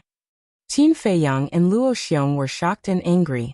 The 2 of them did not say a word, but a cruel smile appeared on their faces. They stretched out their arms. True qi surged in their palms. They slapped at Qin Feiyang and Luo Xiong. "Damn it!" Qin Feiyang and Luo Xiong roared and hurriedly got up to escape. Just as they got up, the 2 of them slapped at their chest. "Ah!" With a scream, they flew out horizontally and crashed into the wall behind them. Bang! A big hole appeared in the wall. Like 2 meteorites, they fell into the alley. Hearing the commotion, the martial arts hall panicked and was about to rush out. Luo Xiong grabbed him and shook his head. He also signaled to the others not to go out. The 3 waiters walked to the hole and looked down. They saw Qin Feiyang and Luo Xiong with their eyes closed and blood spurting out from their chest. At this moment, they looked like 2 bloody men. Even the puddles around them were dyed red. Da-da. At this moment, the sound of messy footsteps could be heard. It was obvious that the noise just now had alarmed the people of Spring Wind House. The three assistants looked at each other and jumped down from the hole, quickly disappearing into the rainy night. Dong. A series of urgent knocks sounded on the door. Young Master Jiang, what happened? Young Master Jiang, are you there? If you don't answer, we're going to knock the door down. With a bang, the door was knocked open and 6 workers swarmed in. How could this be? Seeing the blood all over the floor, and the big hole in the wall, all 6 of them turned pale. Cough! Suddenly, 2 coughs came from the alley. The 6 of them hurriedly ran over, and when they lowered their heads to take a look, their bodies trembled. The waiter who served Qin Feiyang and Ling Yun jumped down and landed beside Qin Feiyang and Ling Yun, asking anxiously, Young Master Jiang, Young Master Ling, are you all right? Qin Feiyang opened his eyes and shook his head. I'm fine. Ling Yunfei also opened his eyes. The 2 of them weren't putting on an act. They were seriously injured. They were really unconscious just now. But now was not the time to recuperate. After paying such a big price, it would be a waste if they did not bring down the city lord. Qin Feiyang stood up and shouted, Hall Master, you can come out now. Luo Xiong and his group immediately came out from under the table and jumped beside Qin Feiyang and Ling Yun. Caught off guard, the 6 workers knelt on the spot. Luo Xiong's face darkened. He was about to reprimand Qin Feiyang and Ling Yun when Qin Feiyang spoke first. Hall Master, you can reprimand us later. Take us to the City Lord's mansion first. Go to the City Lord's mansion. Luo Xiong and the others frowned. Fatso, you stay behind to deal with the aftermath. Jiang Wei, Grand Elder, you don't need to go either. I will bring Patriarch Jiang back. Hall Master, hurry up. I will explain to you on the way. Qin Feiyang urged. Let's go. Luo Xiong grabbed Qin Feiyang and shouted in a low voice. His feet didn't touch the ground as he rushed towards the City Lord's mansion. The martial arts hall master grabbed Ling Yunfei. The owner of the precious treasure pavilion followed closely beside them and asked, What is going on? Qin Feiyang said in a deep voice, Ling Yunfei and I were killed several times because of the City Lord, the Mu clan and the Jiang clan, including this assassination. The martial arts hall master said, So the 3 people just now are also the culprits? Qin Feiyang nodded. Yes, they are the City Lord's confidants. Luo Xiong asked, What about the Jiang clan? I don't know. Maybe they found their conscience, or maybe they are afraid, so they took the initiative to apologize to me. But this time, it is all thanks to them. Qin Feiyang immediately narrated the entire matter in a clear and simple manner. Damn it. Such a despicable person is not worthy of being the city lord. Hearing this, Luo Xiong and the martial arts hall master were furious on the spot. The treasure pavilion master sighed. In fact, I already know that the city lord is a villain, but I didn't expect it to be so bad. But this time, you are really too reckless. Since the Jiang clan has already realized their mistake, why don't you just let them testify? No. If we do this with the despicable character of the city lord, he will definitely bite the Jiang clan. Coupled with the help of the Mu clan, no one will believe the Jiang clan's words. Instead, it will put us in an awkward position. So, we must catch them red-handed and let the city lord and the Mu clan's lord have nothing to say. As for the mess, to be honest, this time I really didn't mess around. Look at this carefully. Qin Feiyang took out the broken blood bag and handed it to the treasure pavilion master. It's actually the skin of a martial ancestor-level beast. The treasure pavilion master took a closer look and was shocked. I see. There are 2 layers of beast skin in the blood bag, plus the beast skin jacket, a total of 3 layers. The defensive power of 3 layers of beast skin can indeed block the full blow of a martial ancestor, but it's still too dangerous. In the future, don't do this kind of thing again. Luo Xiong reprimanded. Qin Feiyang and the treasure pavilion master smiled bitterly. If it's not a last resort, who would joke with their life? They are right in front. The martial hall master suddenly said. They raised their heads and saw the 3 workers running as fast as lightning in the rain. The direction they are going is the city lord's mansion. Qin Feiyang whispered. Don't follow too closely, lest they find out. We are also Battle King realm warriors. Can't you have some confidence in us? Luo Xiong and the other two rolled their eyes. This brat is looking down on us too much. After 100 breaths, the three men entered the city lord's mansion. Qin Feiyang originally thought that Luo Xiong and the other two would climb over the wall and sneak in. But they didn't. Old Pei, help me take care of Yunfei. After handing Ling Yunfei over to the pavilion master of the Precious Treasure Pavilion, the martial arts hall master's speed suddenly increased. Like a specter, he swiftly ran over and knocked out the 4 guards at the entrance before they could even react. Following that, he barged into the city lord's mansion with great fanfare. Wherever it passed, the guards fell one after another, not even making the slightest sound. Qin Feiyang and Ling Yunfei looked at each other, and could see a trace of desire in each other's eyes. If they were Battle King, would they need to work so hard? They would directly charge into the city lord's mansion. Who would dare to block their way? Luo Xiong laughed. Don't be envious, with your talent, becoming Battle King is only a matter of time. 10 breaths later, a dazzling hall entered their line of sight. That was the city lord's mansion's assembly hall. On both sides of the door, there were 2 guards guarding it. After exchanging a few words with the 2 guards, the 3 workers walked in. This time, they didn't break in directly. Instead, they went to the left side of the assembly hall and hid under a window. Qin Feiyang's heart moved and he whispered, "Hall Master, did you bring the image crystal? I left in a hurry just now and forgot to bring it." Luo Xiong shook his head. "I brought it," the martial hall master whispered. Qin Feiyang said, "Then quickly turn on the image crystal and record their conversation." The image crystal could not only transmit sound from 1,000 miles away, but it could also record the conversation or images. Back in Iron Ox Town, Lin Yi's father opened a crystal in a secret room. Lin Han's phantasm immediately appeared, and the two talked across the air. That crystal was the image crystal.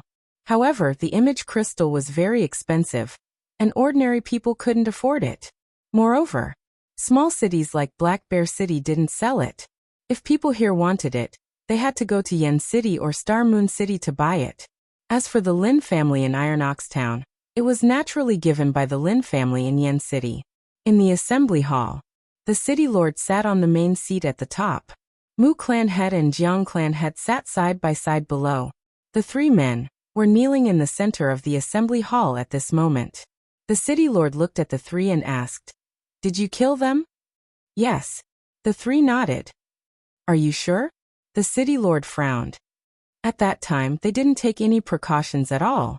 We attacked with all our strength and directly slapped their hearts. When we went to see them, not only were they dead, but their hearts were also spurting blood.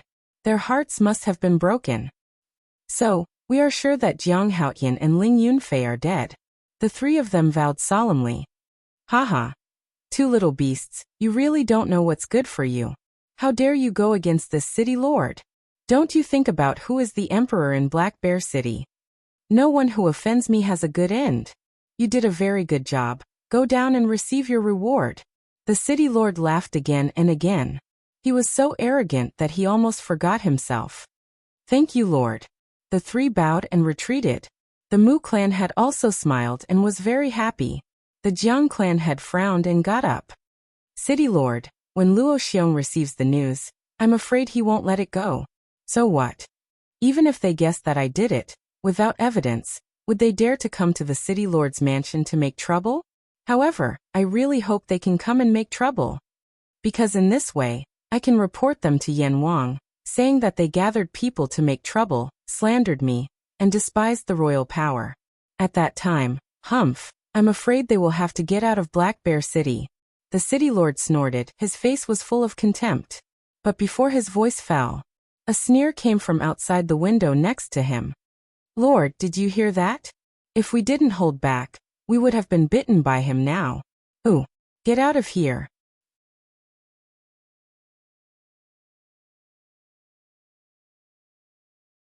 Chapter 108.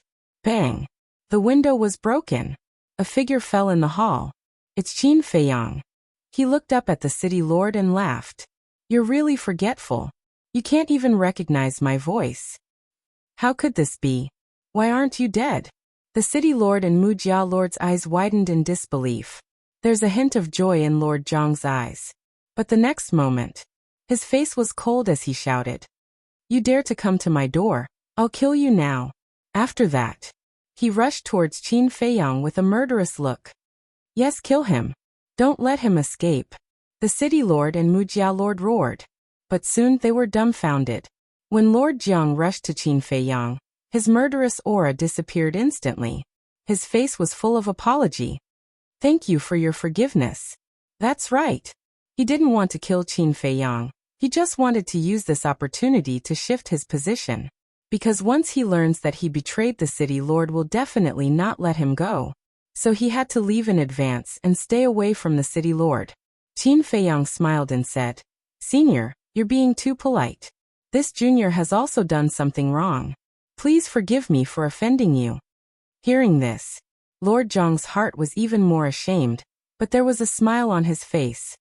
"Jiang Rong, what are you doing?" After the city lord reacted, he immediately roared.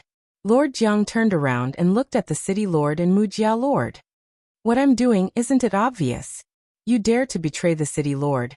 You're really looking for death." Mujia lord roared. Humph. A cold snort sounded. Luo Xiong, the Martial Hall Lord, the Treasure Pavilion Lord, and Ling Yunfei entered the hall one after another. "Why are you all here?" Mujia Lord's face suddenly changed. He hurriedly retreated behind the city lord. His whole body and mind were instantly overwhelmed by fear. The city lord was also shocked. But when Lord Jiang saw Luo Xiong and the other two, he was relieved.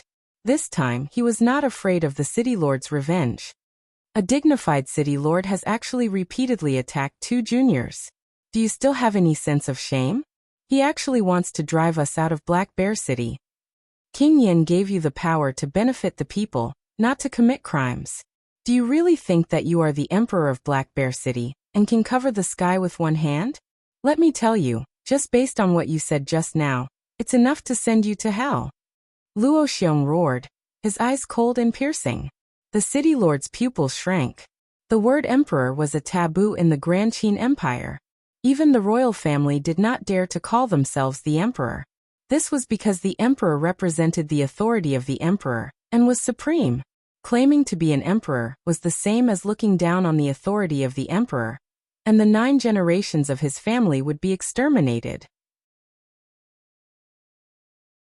In the entire Great Qin Empire, there was only one person who dared to call himself the emperor, and that was the true ruler of the Great Qin Empire. Just now, he did say that. Moreover, he said it without any hesitation, because he has full confidence that Lord Jiang and Lord Mu will never dare to go out and talk nonsense. But he never expected that the Jiang family head would betray him. It was even more unexpected. These words would be heard by Luo Xiong and the others. This was a serious crime. If the king of Yen were to hear about this, he would not be able to escape death no matter how powerful he was. What should he do? Yes. Don't admit it. He glanced at Qin Feiyang and the others and said lightly, "Did the city lord say that? Who can testify? Don't think that you can slander this city lord just because you joined forces. There are still laws in this world." Mujia's lord shouted, "Yes, you are spreading rumors and slandering people." Luo Xiong and the others clenched their hands. They really didn't expect that these two people would be so shameless. Now they have to admire Qin Feiyang's foresight. If they didn't use the image crystal to record the conversation, even if they were in the right now, they wouldn't be able to explain it clearly. Nothing to say now. But this matter is not over. I will report you to the king of Yen, accusing you of forming a clique and slandering a good person. The city lord sneered. Haha. The Martial Hall master laughed, took out the image crystal, and said sarcastically, "Unfortunately, your conspiracy won't succeed, because I have recorded everything you said just now." What? The city lord was shocked. Swish. The next moment, he dashed out like a bolt of lightning, intending to snatch the image crystal. Humph. The Martial Hall master snorted. The image crystal disappeared in an instant, and he stepped forward to meet the city lord. Go to hell. The city lord roared. Now he can only cut off all means of retreat and kill these people. Kill me, you are not qualified. The martial hall master sneered. Both of them were emitting a bright battle chi, and their momentum was soaring to the sky. You guys get out of here. Luo Xiong shouted to Qin Feiyang and the others. Once the Battle Kings fight, the destructive power caused is extremely amazing. If Qin Feiyang and the others stay here, they will only become cannon fodder. This point they are also very clear. So when they heard Luo Xiong shout, Qin Feiyang, Ling Yunfei, and Lord Jiang immediately turned around and ran out of the hall. At the same time, Lord Mu was also running away. Boom. Several people just ran out of the hall. The martial hall master and the city lord punched each other. Immediately, a terrifying wave of destructive air rushed out from the two of them like a tidal wave, covering the sky and covering the earth as it surged out in all directions. The tables and chairs were instantly shattered. The stone pillars were constantly collapsing. In an instant, the interior of the palace was destroyed beyond recognition and shattered into pieces. Even the whole hall was shaking. The destruction caused by the battle between Battle Kings is too terrible. Seeing this, Qin Feiyang and the others retreated again and again. Suddenly, Lord Jiang frowned and turned to look at the left side of a narrow path. A black shadow was fleeing toward the gate of the city lord mansion. It was Lord Mu. Old dog Mu, where do you think you're going? Lord Jiang roared, his true qi gushed out. With a strong murderous intent, he chased after Mu. Ling Yunfei asked, "What should we do?" These changes came too fast, making him a little helpless. Qin Feiyang said in a deep voice, "It's better to die than to live in dishonor. The city lord's momentum is gone. He will definitely fight to the death. Let's quickly leave the city lord mansion." But before his voice fell, the city lord's roar came out from the hall. "Everyone listen to my order. At any cost, kill Jiang Haoyan and Ling Yunfei." The voice contained endless murderous intent. The two men's faces changed greatly. They quickly turned around and fled outside. The nearby guards also immediately rushed toward the two men. The entire city lord mansion was in chaos. "Kill them." Several guards rushed from the front, each holding a sharp weapon in their hands, shining with cold light. Qin Feiyang's face sank. He glanced around and shouted, "Go to the right, go over the wall." However, after a few steps, a group of guards rushed out in front of them. "Bastard, fight!" Qin Feiyang was full of hostility. He pulled out the Chang Shui and rushed directly, waving his big hand. Clang! Sparks burst out. The weapons in the hands of the guards were all broken on the spot. "Kill!" At the same time, Ling Yunfei roared and punched a guard in the chest. The guard screamed and was directly blown away, falling to the ground and dying. However, two guards took the opportunity to attack Ling Yunfei with their palms. But before they got close, Qin Feiyang flew over. The Chang Shui burst out cold light, a knife into the man's back, piercing his heart. Then, he pulled out the Chang Shui and pounced on another person. But at this time, a guard rushed over like lightning, stabbing his chest with a sword. Qin Feiyang couldn't dodge in time, and his chest suddenly hurt. "Hey!" His eyes were full of surprise. The sword didn't hurt him? He looked down. It turned out that it was the animal skin coat that blocked the sword and saved his life. The guard showed a face of disbelief. "Die." With the animal skin coat protecting his heart, Qin Feiyang calmed down and waved his hand. The Chang Shui cut through the air, cutting the man's throat. Without the slightest pause, he and Ling Yunfei killed a bloody path side by side. These guards were at least 5-star martial masters, and their strength was not bad. Although Qin Feiyang and Ling Yunfei cooperated seamlessly, and there was the Chang Shui, perfect martial arts, and the animal skin coat, but gradually, there were many wounds on their bodies. It was still raining cats and dogs. This was a night of bloodshed. In the city lord's mansion, the sound of killing shook the sky, and blood stained the ground. The whole Black Bear City was alarmed. Everyone was rushing in this direction. Qin Feiyang and Ling Yunfei were bathed in blood, stepping on corpses, and finally killed their way to a wall. However, at this time, 5 middle-aged men stood in front of them. Their faces changed color. Without hesitation, they turned and fled.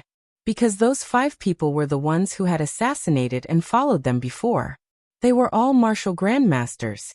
"Stop them," one of the burly men shouted. The group of guards in front immediately rushed forward, cutting off their escape route. At the same time, the 5 burly men quickly caught up, and without saying anything, they directly slapped at the 2 of them. Seeing that Qin Feiyang and Ling Yunfei were about to die on the spot. Whoosh! But suddenly, streaks of bright battle qi, like sharp arrows, broke through the air, and instantly sank into the chest of those guards and the 5 burly men. Ah! A series of screams resounded through the night sky. All the guards fell to the ground dead. There was a thumb-sized bloody hole in their chest, penetrating from front to back, and blood spurted out like a fountain. A white figure dashed over at high speed. It was Luo Xiong.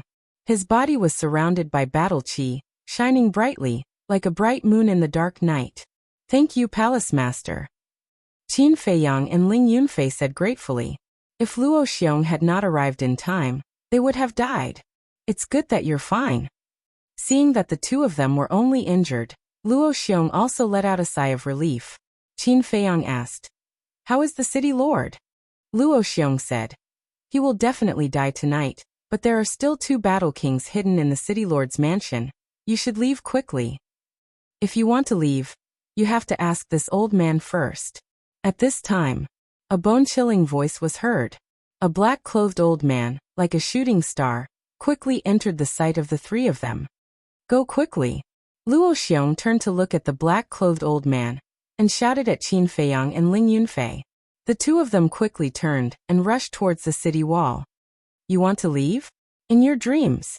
The black-clothed old man's eyes were filled with killing intent. His old hand waved in the air, and battle qi emerged, turning into a raging wave, and pressed towards Luo Xiong. At the same time, he stepped out, avoiding Luo Xiong. In the blink of an eye.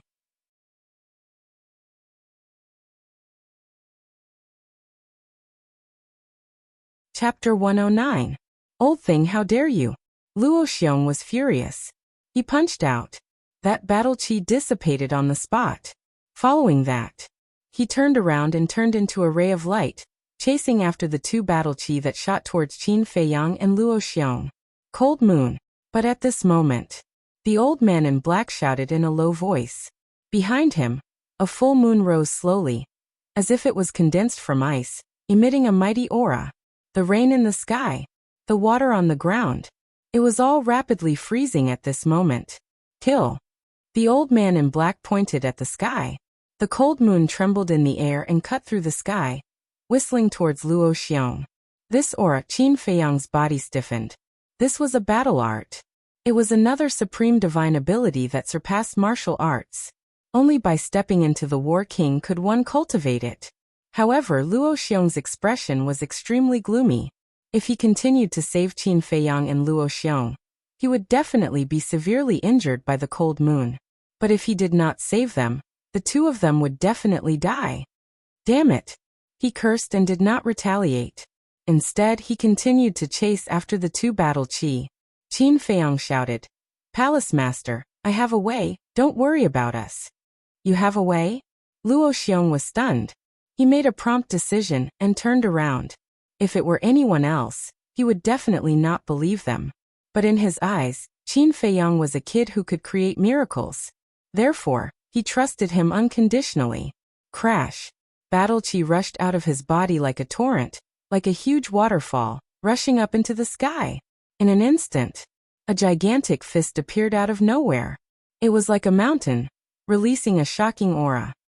"Tyrant fist kill!" Luo Xiong roared. The giant fist broke through the air and collided with the cold moon. Boom! A loud explosion shook the heavens and the earth.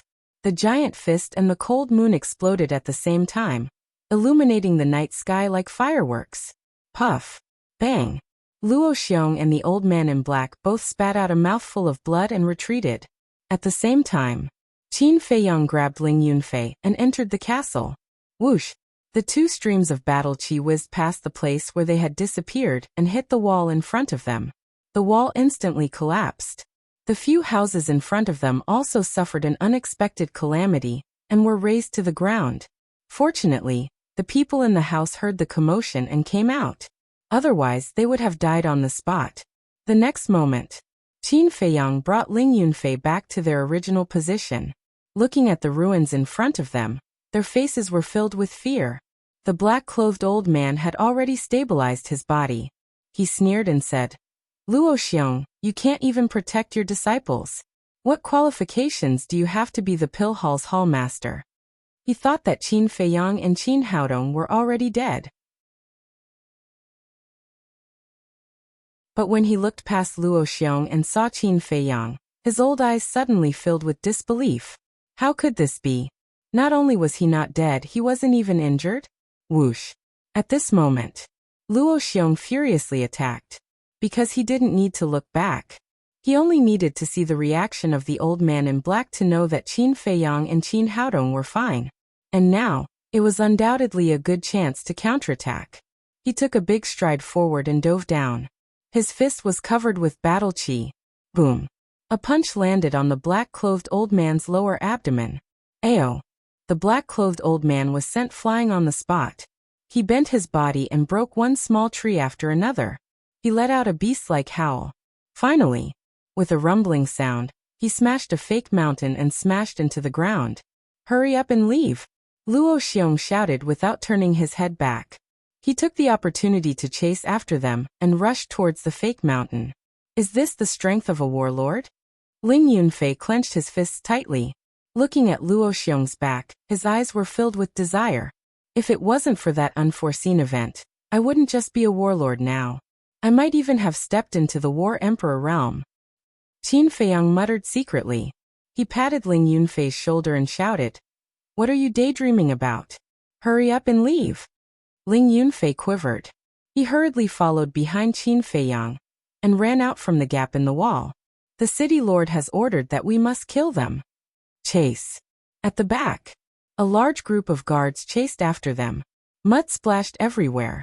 Outside the wall was a 2-meter-wide alley with a finger-deep rainwater. Qin Feiyang and Luo Xiong ran wildly in the alley. Why are there so many guards? Hearing the commotion behind him, Ling Yunfei turned around to look, and his face immediately paled. It seems that the city lord has been cultivating his own forces all these years. Qin Feiyang said in a deep voice.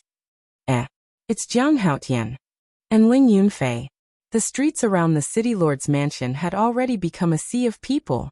When they saw Qin Feiyang and Luo Xiong running wildly in the alley, their faces were filled with shock and bewilderment. "Get out of the way. Don't block the way," Qin Feiyang shouted. What happened inside? Why is there such a big commotion?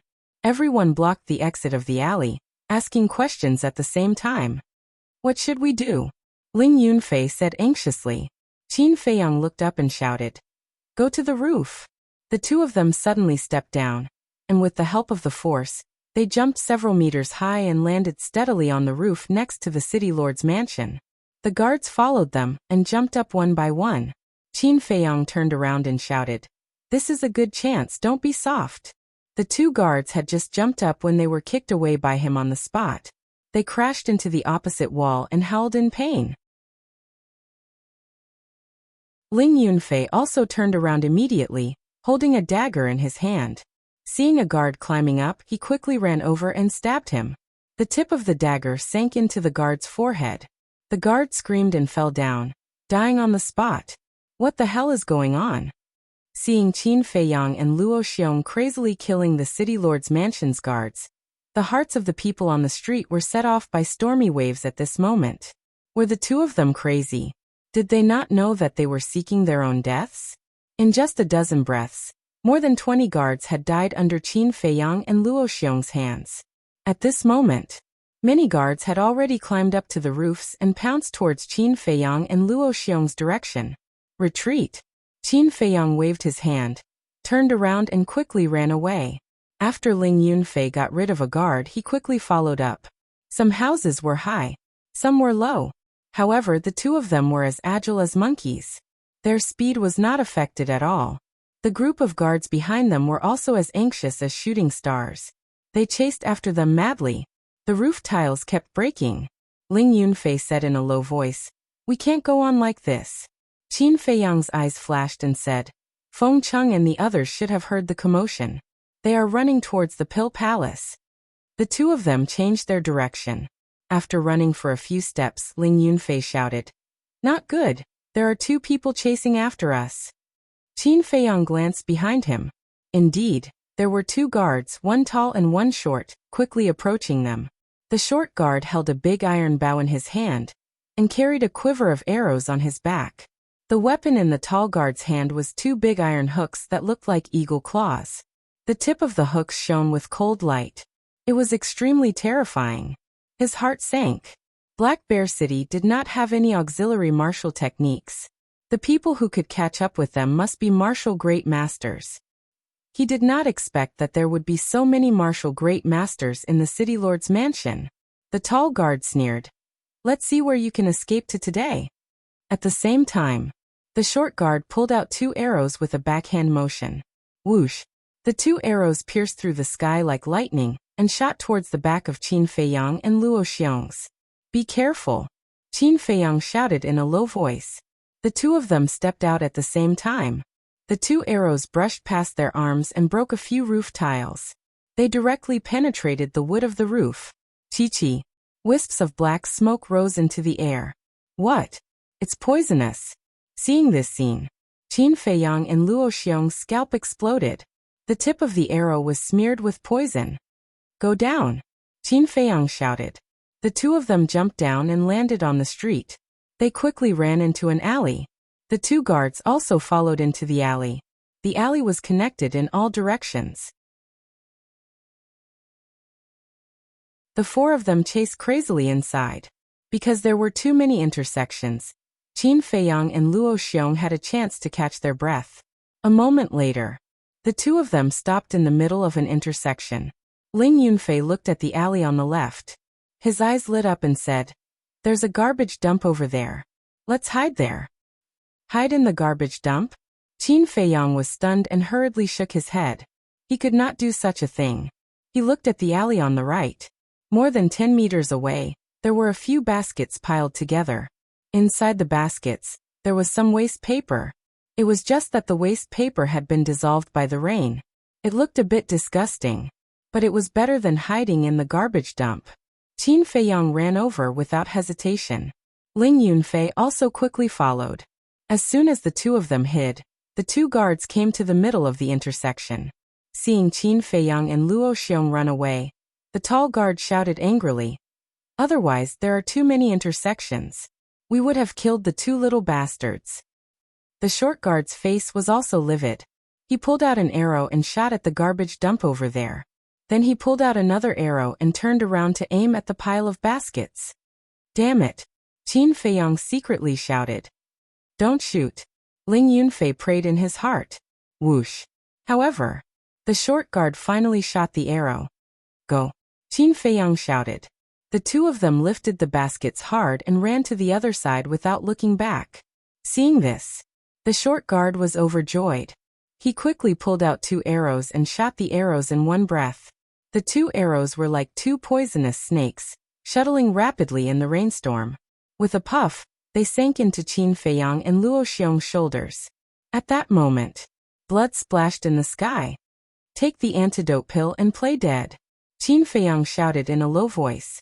Ling Yunfei took out two antidote pills secretly and handed one to Qin Feiyang. They were facing the two guards with their backs, so the two guards didn't see their little movements. After taking the antidote pill, the two of them fell to the ground and lay motionless in the rain. "Now it's time for them to die," the short guard sneered. The tall guard shook his head and said, "Although the tip of the arrow is smeared with the one-horned python's venom, we still can't be careless. Let's go and confirm it."